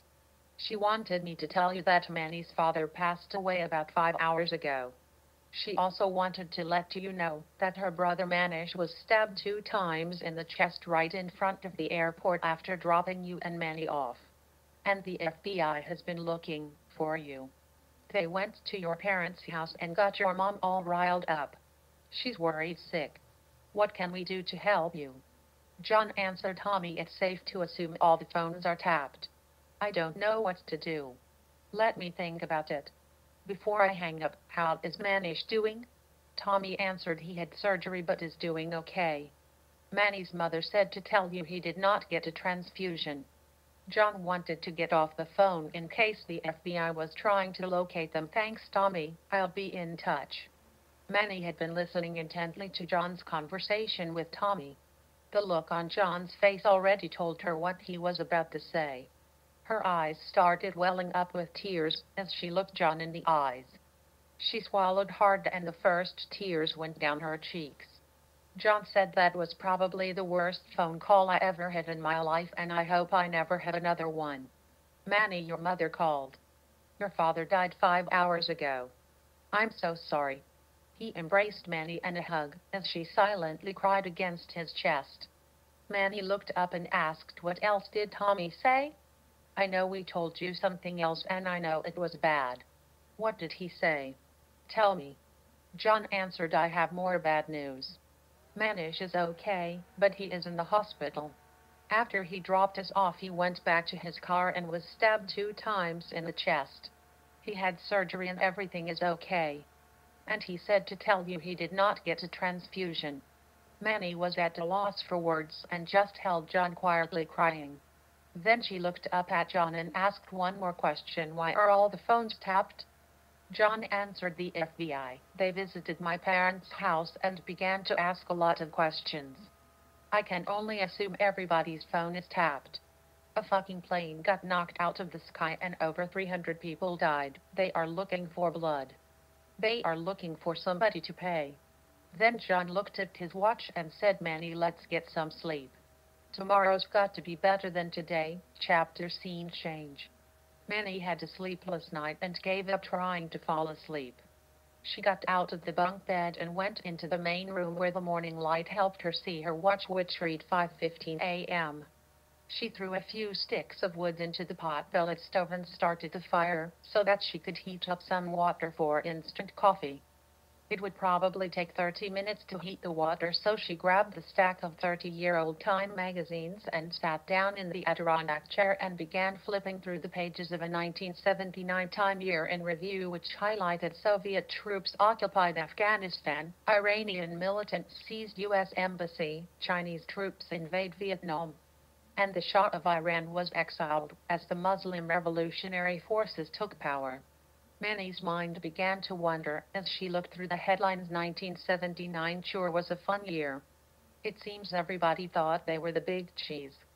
We think we are so much better than the Dark Ages, but just look at how the people in those countries fought back. The Soviet Union, China, and America all learned a difficult lesson. Manny then put the magazine down to her lap and thought about her own personal situation. The little guy fought back. That's what we have to do. We will need help. Who can help? Who cares? The answer soon came to Manny. India should care. I think 1.3 billion people would be upset if they knew somebody was trying to kill them. Who knows, maybe there are other countries that are also being targeted. I have to call my mother. She can help me get to the right people in Parliament. We can contact the Boston Globe. They might be able to sell a few newspapers detailing that a local company is trying to kill millions, maybe billions. The pot of water began to boil, and Manny said to herself, my father sold 1 million metric tons of tea a year, and I prefer coffee. If that isn't ironic. John walked into the main room, rubbing his eyes, trying to wake up, and said, morning sunshine. Did you manage to get any sleep last night? I went out like a light. I think my brain is on overload. Manny answered, the water is hot, if you want to make some instant coffee. I've been doing some thinking. I think I know how we should proceed. For the next few minutes, Manny detailed what steps they needed to follow. After she was done explaining the plan, John had noticed that Manny was no longer a victim and said, Manny, you came up with this all in 5 minutes? You are a smart girl. Manny looked at John with the gravest expression he had ever seen on her face. Then she said, I might be smart, but I'm one seriously pissed off, vengeful bitch. John replied with a slight chuckle, I'm glad you are my seriously pissed off, vengeful bitch. Chapter scene change. John drove to Tommy's house, but he did not know whether Tommy's house was being watched, so he parked the truck in a parking lot and walked through the woods and came out in Tommy's backyard. John quickly scurried up to the back door and knocked, seeing Tommy get up from the kitchen table and walked to the back door shaking his head. Jesus, John, you never know what kind of characters are going to show up at your back door. Get in here before the FBI strip searches you. John asked Tommy, do you feel like taking a trip to Boston? 4 hours later, Tommy was pulling into the Inceptus Ag parking lot located in Cambridge. John said, it's lunchtime, so there won't be as many people in their office. Take my badge, but don't use it. It's probably been deactivated by now. Just wear it around your neck so you look like an employee. The mailroom is in the basement. Go there and see if you can get the blood sample that was sent from Mary Tang at Sunray Laboratories in Shanghai. It should be a pint of blood that is stored in the refrigerated area. If they ask for ID, then just flash my badge. We looked enough alike to pass a quick glance. If they call security, then hightail it the fuck out of there and run back here. I'm keeping the engine running. Do you have any questions? Tommy answered, yeah, am I Starsky or am I Hutch? I'll see you in a bit. Tommy got out of the car and walked towards the main entrance of the glass office building. It took 15 minutes for Tommy to come back to the car carrying a brown box. He opened the door and sat down and said, piece of cake. They barely looked at me when I asked for the blood sample. Let's get out of here before our luck runs out. 4 hours later, Tommy was pulling up behind the chariot where John had parked it in the morning, 50 yards through the woods from Tommy's house. They talked briefly outside of Tommy's car when large insects started buzzing around John's head. Tommy said, you better get inside the chariot before the horse flies or moose flies or whatever the fuck they are carry you away. They seem pretty hungry.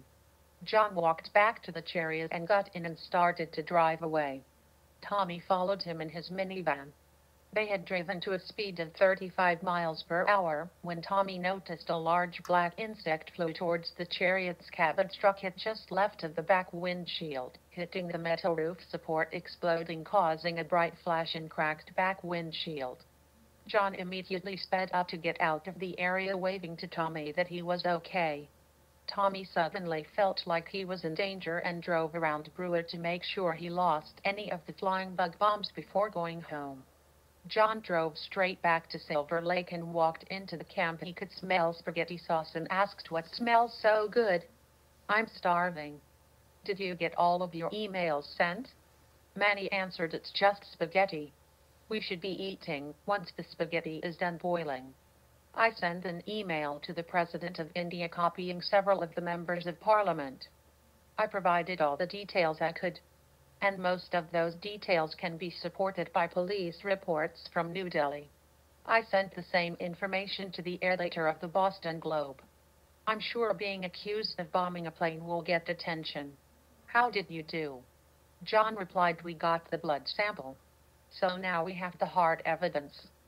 Something else happened when I was driving home that you need to know about. Something, I don't know exactly what, tried to kill me when I was driving home in the chariot. Whatever it was seemed to have found me. At first they flew around buzzing my head like large insects about the size of a June bug. You know, about an inch and a half. Then I got into the truck to get away from them, and thank God I started driving away. It hit the truck as I was driving away at about 40 miles an hour and exploded, breaking the back windshield and taking a chunk out of the roof support. So, if you hear any strange buzzing or see any large bugs flying around, take cover." What other surprises do these people have? Chapter Scene Change. The National Security Agency intercepted Manny's email, which found its way into the President's daily briefing, the most highly sensitized classified document in the government. "Mr. President, we intercepted an email sent from Manny Singh Woods, who is the wife of John Woods. Both are persons of interest in the investigation of the downing of the Stratos Air flight that originated in New Delhi. The email was sent to the President of India and 10 members of the Indian Parliament, which alleges that Inceptus Ag gene therapy unit has been delivering blood to the Red Crescent that has been contaminated with an engineered gene which attacks the white blood cells, rendering the person's immune system useless, quickly ending in death. As bad as that sounds, the Indian military has now been put on a higher alert status, one generally reserved for preparing for an attack. And once India went on alert, the domino effect began. Pakistan, Iran, and Afghanistan have now all gone on similar alerts." The President replied, "How reliable is the information in the email? Is it accurate? Inceptus Ag is not an American company. I believe it is headquartered in Switzerland. What are the Swiss doing about this?" The National Security Advisor replied, "You are correct, sir. They are a Swiss company, but their gene therapy unit is located in Cambridge, Massachusetts. To date, there is no evidence that the Swiss government is even aware of this. Our analysis shows roughly 3.5 million people have died due to the effects of this gene." The President's eyebrows went up, showing his surprise, as he asked another question. "Are you serious? 3.5 million people are dead and nobody noticed? I find that hard to believe. I mean, that's like the state of Connecticut suddenly dying and nobody noticed." The National Security Advisor replied, "Sir, for the past decade the death rate can fluctuate year to year by that much. So it is not a surprise that this has not been uncovered yet." The President asked, "Who is responsible? What steps can we take to make this problem go away?" The National Security Advisor stared at the President, making eye contact for 5 seconds before he answered, "Sir, we are aware who is doing this. Without being specific, I think you know who I'm talking about. This has the potential for dire consequences, and we have to make contact with those parties very soon to bury this. There is a high probability that we cannot fully contain this information, and if it gets out into the general public, we will need our media contacts to push our version of the facts. If we don't, well, let's just say it would get ugly, very ugly in so many ways." The President replied, "Well then, make your contacts and quietly make this problem go away." Chapter Scene Change. Harold Grossman worked undercover for the Central Intelligence Agency for the past 20 years. He always had access to millions of dollars and access to many of the private sector's movers and shakers. He was on a first-name basis with the influential and powerful in each hemisphere. Jorgen Nass secretly met Harold in Naples, France, at one of his favorite restaurants. Harold walked into the restaurant and went into the back room where Jorgen was waiting for him. Jorgen stood up at the table and greeted Harold. "Harry, how are you? I was surprised when you called me the other day. Please sit down." Harold was not going to stay for a drink or for dinner. He was there to deliver a message. "Jorgen, we have a problem. Our intelligence agencies are telling us that your efforts in India are now attracting attention. Unwanted attention at the highest levels. India, Pakistan, Iran, and Afghanistan are all on heightened military alerts due to a perceived increase in risk of an attack. The cat is out of the bag. We need you to put the cat back in the bag, at least for now. You need to immediately pull the plug on your effort. Am I being clear? Jorgen listened to Harold and realized he would cooperate with Harold's request. He also had come to the conclusion that the plan had failed to conceal their effort. Harry, I will immediately cease our efforts with our India initiative. Luckily, there are very few people involved, so cleaning up loose ends shall not be a problem. Chapter scene change. Danielle Bronner decided to leave Nala at home when she went for her walk along the River Rhine to make her untraceable cell phone call. She decided to walk upstream because it took her near one of her favorite restaurants that she planned to visit as soon as she finished making her call. She walked along the river looking at the aqua-green color of the water with the backdrop of a 700-year-old city with mountain peaks in the distance. She thought, I'm so lucky to live in such a beautiful city. Let me get this phone call out of the way. I can't wait to grab a quick bite. Oh my God. What was that? I have never seen an insect that large buzzing by my head. She called a number and heard the phone get picked up. Hello. It was the familiar digitally manipulated voice. Danielle asked, please tell me you have taken care of the loose end. The voice answered, not yet, but we are very close. Danielle snapped, I cannot believe what I'm hearing. When will you ever clean this up? No, emu. What's that? Bang. The voice spoke words that would never be heard. The loose end is now cleared up. Then the line went dead. Chapter scene change. John and Manny were sitting in two Adirondack chairs down by Silver Lake's shoreline right in front of the camp. They were admiring the sun as it was setting behind the dark purple hill at the western end of the lake. The sky was a royal blue and the cirrostratus clouds glowed violet, pink, and orange as they were illuminated by the last rays of the day, creating a tranquil setting that was enhanced by 4 gin and tonics. John sat back in the Adirondack chair listening to the small waves lapping up against the rocks along the shore. John looked over at Manny and saw that she was sitting there with her eyes closed, soaking in the sunset. John thought, if there is a place called Nirvana, then it must look exactly like this. Suddenly, John heard a loud buzzing sound coming from his right. He sat up immediately, alert to a danger that could kill them. His heart pounded and the adrenaline consumed any thoughts of Nirvana. 3 seconds later, John saw a very large bumblebee that was heading back to its nest before the sun went down. Manny had heard that buzzing sound as well. Then she said, I can remember when a bumblebee was a pleasant sound. John's track phone began to ring as if it was on cue for erasing any thoughts of the tranquil sunset. John looked over at Manny, who was looking back at him, wondering who was calling. John answered the phone on the 4th ring. Hello. A voice spoke. This is Special Agent Turner from the FBI. I know that you are aware we are trying to reach you for questioning about the downing of the Stratus Air flight. I'm also aware of the emails that your wife sent out earlier in the day. It is obvious to me that there is much more going on that caused the jetliner to crash, and it is extremely possible you had nothing to do with it. But in order for us to determine that, we will need to speak with you and gather any evidence that you may have that supports your allegations of the tainted blood supply. John quickly tried to gather his thoughts, then he spoke. Agent Turner, in the past few days somebody has tried to kill me and my wife 3 times. For all I know, you are that person and you're just trying to smoke us out. When the time is right, I'll come to the FBI. Quickly give me your phone number so that I can check you out. Agent Turner responded, John, you and your wife would be better served if you just turn yourself in. Believe me, innocent people do not run away.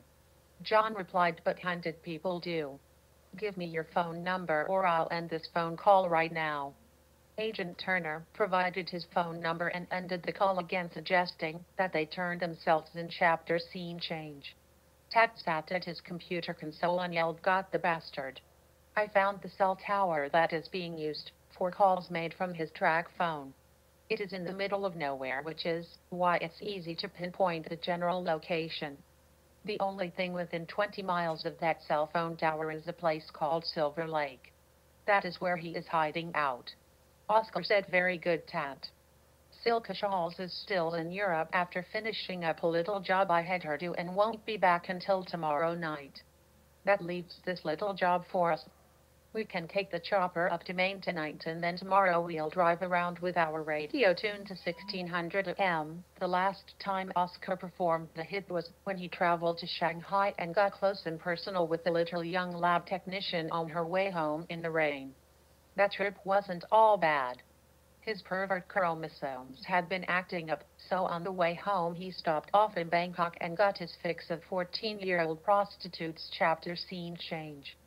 Special Agent Turner stood at Freddie Lambert's front door asking him a few questions, trying to get a lead on John. Mr. Lambert, I was told that you were a close friend of John Wood's growing up. It is important that we contact John, because we have information to make us believe that he may be in danger. We know he is in the Bangor area, but we have not been able to make contact with him. Is there any place where he may be that we can check out to make sure he is okay? It very well could be someplace off the beaten track where there are no cell phones. Freddie Bingo Lambert thought out loud for a minute. No, I haven't seen John in a couple years. The last time I saw him was 2 hunting seasons ago out at camp. Special Agent Turner had to ask the obvious question, where did you go hunting? Bingo answered, we lease a camp from Northern Paper Company. It's out Route 9 just before Amherst on a little lake called Silver Lake. We always have good luck out there getting $1 or $2 a year. Special Agent Turner realized he got the information he was looking for and didn't bother even pointing this out to Bingo, who seemed to be a person that would have difficulty connecting two dots with a line. Well, thank you for your time, Mr. Lambert. If you think of anything later, please give me a call at this number on my card. Chapter scene change. John was the first one up, so he started the fire, heated up the water, and made the instant coffee and brought a cup to Manny, who had just made her way to the kitchen table. Manny turned on the radio and found a Bangor station that she could hear through the static. It was an old oldies station that played music from the 1940s and 50s, but more importantly, it read the news every half hour. This morning it led with a news item about the Stratus air crash investigation. Authorities investigating the downing of Stratus Air Flight 4315 have determined that a terrorist group called Tiger Pride is responsible, and this group has been linked to the Mujahideen and Al-Qaeda. Central Intelligence Agency, the United Kingdom's Secret Intelligence Service MI6, and India's Khufia Bureau have stated that the flight destined for London was targeted because the passengers were Indian citizens that have been involved in activities that were against Islamic interests in India. John listened to the radio news broadcast and said, "What the hell are they talking about? I find this hard to believe. Whoever is pulling the strings on this has the ability to manipulate the media and control various foreign intelligence services." Special Agent Turner and 2 other FBI agents slowly approached the camp where John and Manny were drinking coffee. The Maine State Police were assisting the FBI by manning a roadblock, stopping all traffic attempting to go down the camp road from Route 9. Special Agent Turner called John's track phone and waited for John to pick up. John looked at Manny and shrugged his shoulders, indicating he didn't know who was calling. Then he picked it up and said, "Hello. John, this is Special Agent Turner. We have your camp surrounded. I want you and your wife to come out with your hands behind your head and kneel down on the ground." John looked over at Manny and said, "This is the FBI. They have us surrounded and want us to come out. I'm still not sure they are who they say they are. Can you hand me the 30-30? You take the shotgun just in case. If they turn out not to be the FBI, just point that 12 gauge at the first bastard that tries coming in here. Keep the safety on until you have to shoot." John then spoke into the phone, "We are not coming out. I don't know if you are the FBI or the same fuckers that have been trying to kill us." Special Agent Turner replied, "Okay, John, if I go get 2 Maine State troopers that are just up the road, will you believe me then?" John answered, "If I can see some identification from you and the state police, then we will come out." Special Agent Turner spoke into a radio, "This is Agent Turner. I need 2 troopers to come down here." The radio chirped a response, "Roger that, 2 troopers on the way."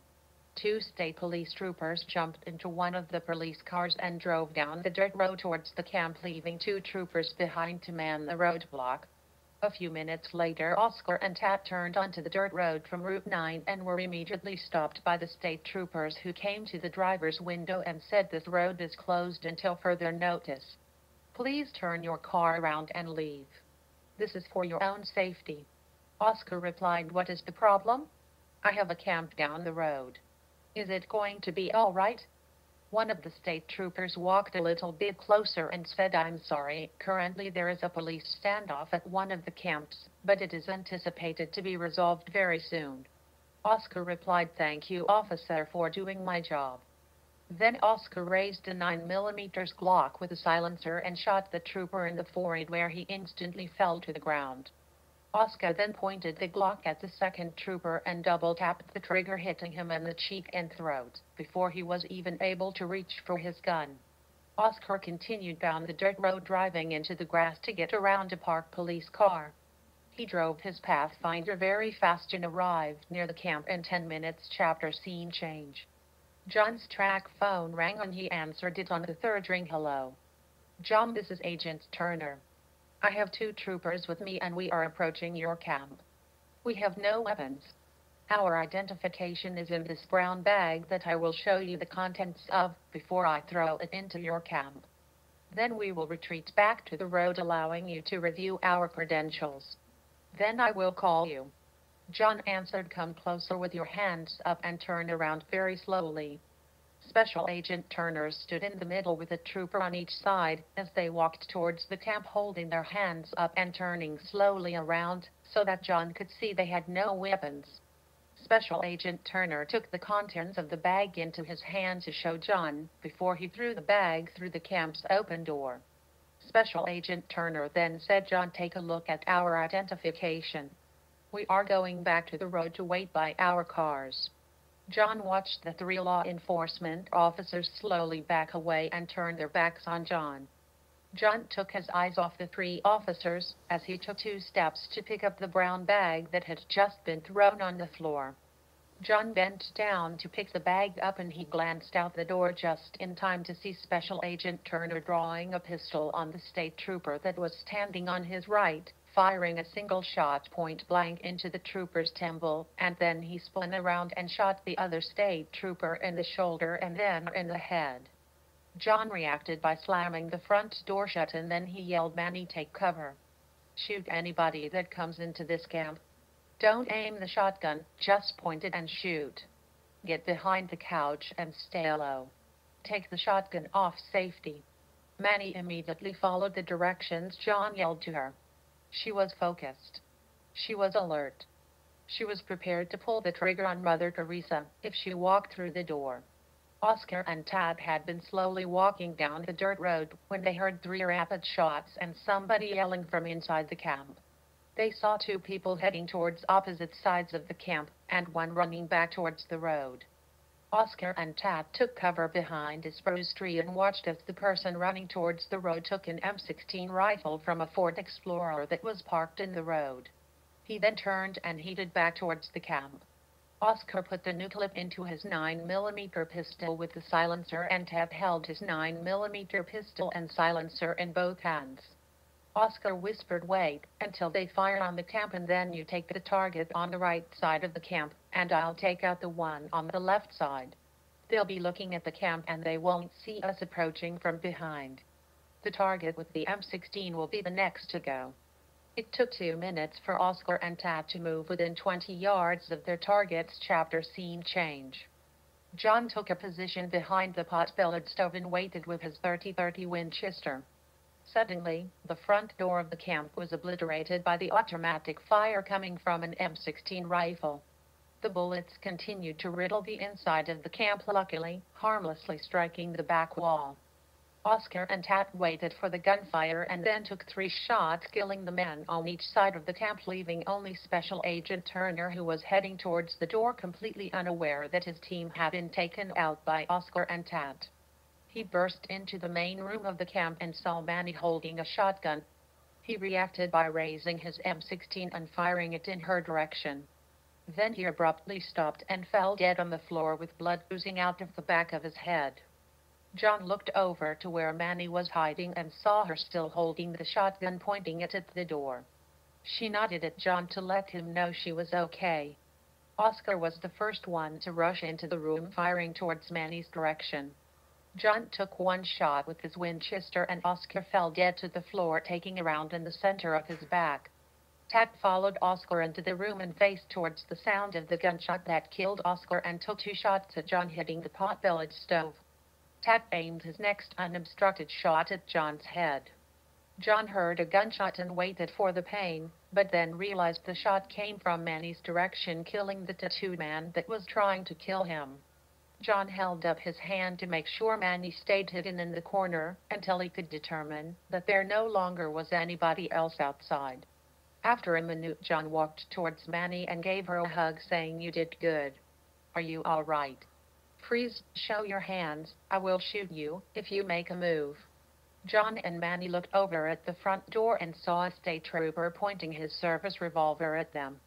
John thought, if he was a bad guy, we would already be dead.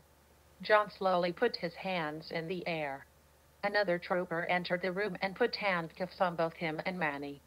Then they were taken back to the road and put into the back seat of a state police car. Chapter scene change. John and Manny were held in custody for 10 days until an investigation had been completed showing that the ballistics proved which guns were used, for each fatality showing only Oscar and Tat died as a result of their gunshot, which were determined to be self-defense. There were no charges filed against John for the Shiva Gene deaths. Both John and Manny were threatened with long-term incarceration if they spoke to anybody about what they knew, because it would start an international crisis that had dire consequences. John and Manny were released and they drove to John's parents' house. As soon as John got out of the car, an AM radio frequency filled the air with dash dot dash dot dot dot dash dot dot dot dash dot dot. A nanobot had been sitting on the nearby electric power line charging its batteries and quickly came to life once the Morse code signal awakened it. John walked Manny to the front door when he heard a buzzing sound and then saw a bee dancing on a flower pot full of flowers, and he thought, "Jesus, I'm getting too old for this shit." John opened the front door for Manny as she walked into the entry hallway and yelled, "Barbara, George, are you home?" John looked down and saw 2 tennis rackets that must have belonged to his parents. Suddenly he heard a loud buzz approaching very quickly from behind, only allowing him to say 2 words, "What a bang." Manny heard the bang and ran to the door, saying John lying on the ground. Manny screamed, "Oh God, no. Oh God, why?" Then John got to his knees holding a tennis racket that had been destroyed by an explosion. John said, "The black flies are pretty bad around here.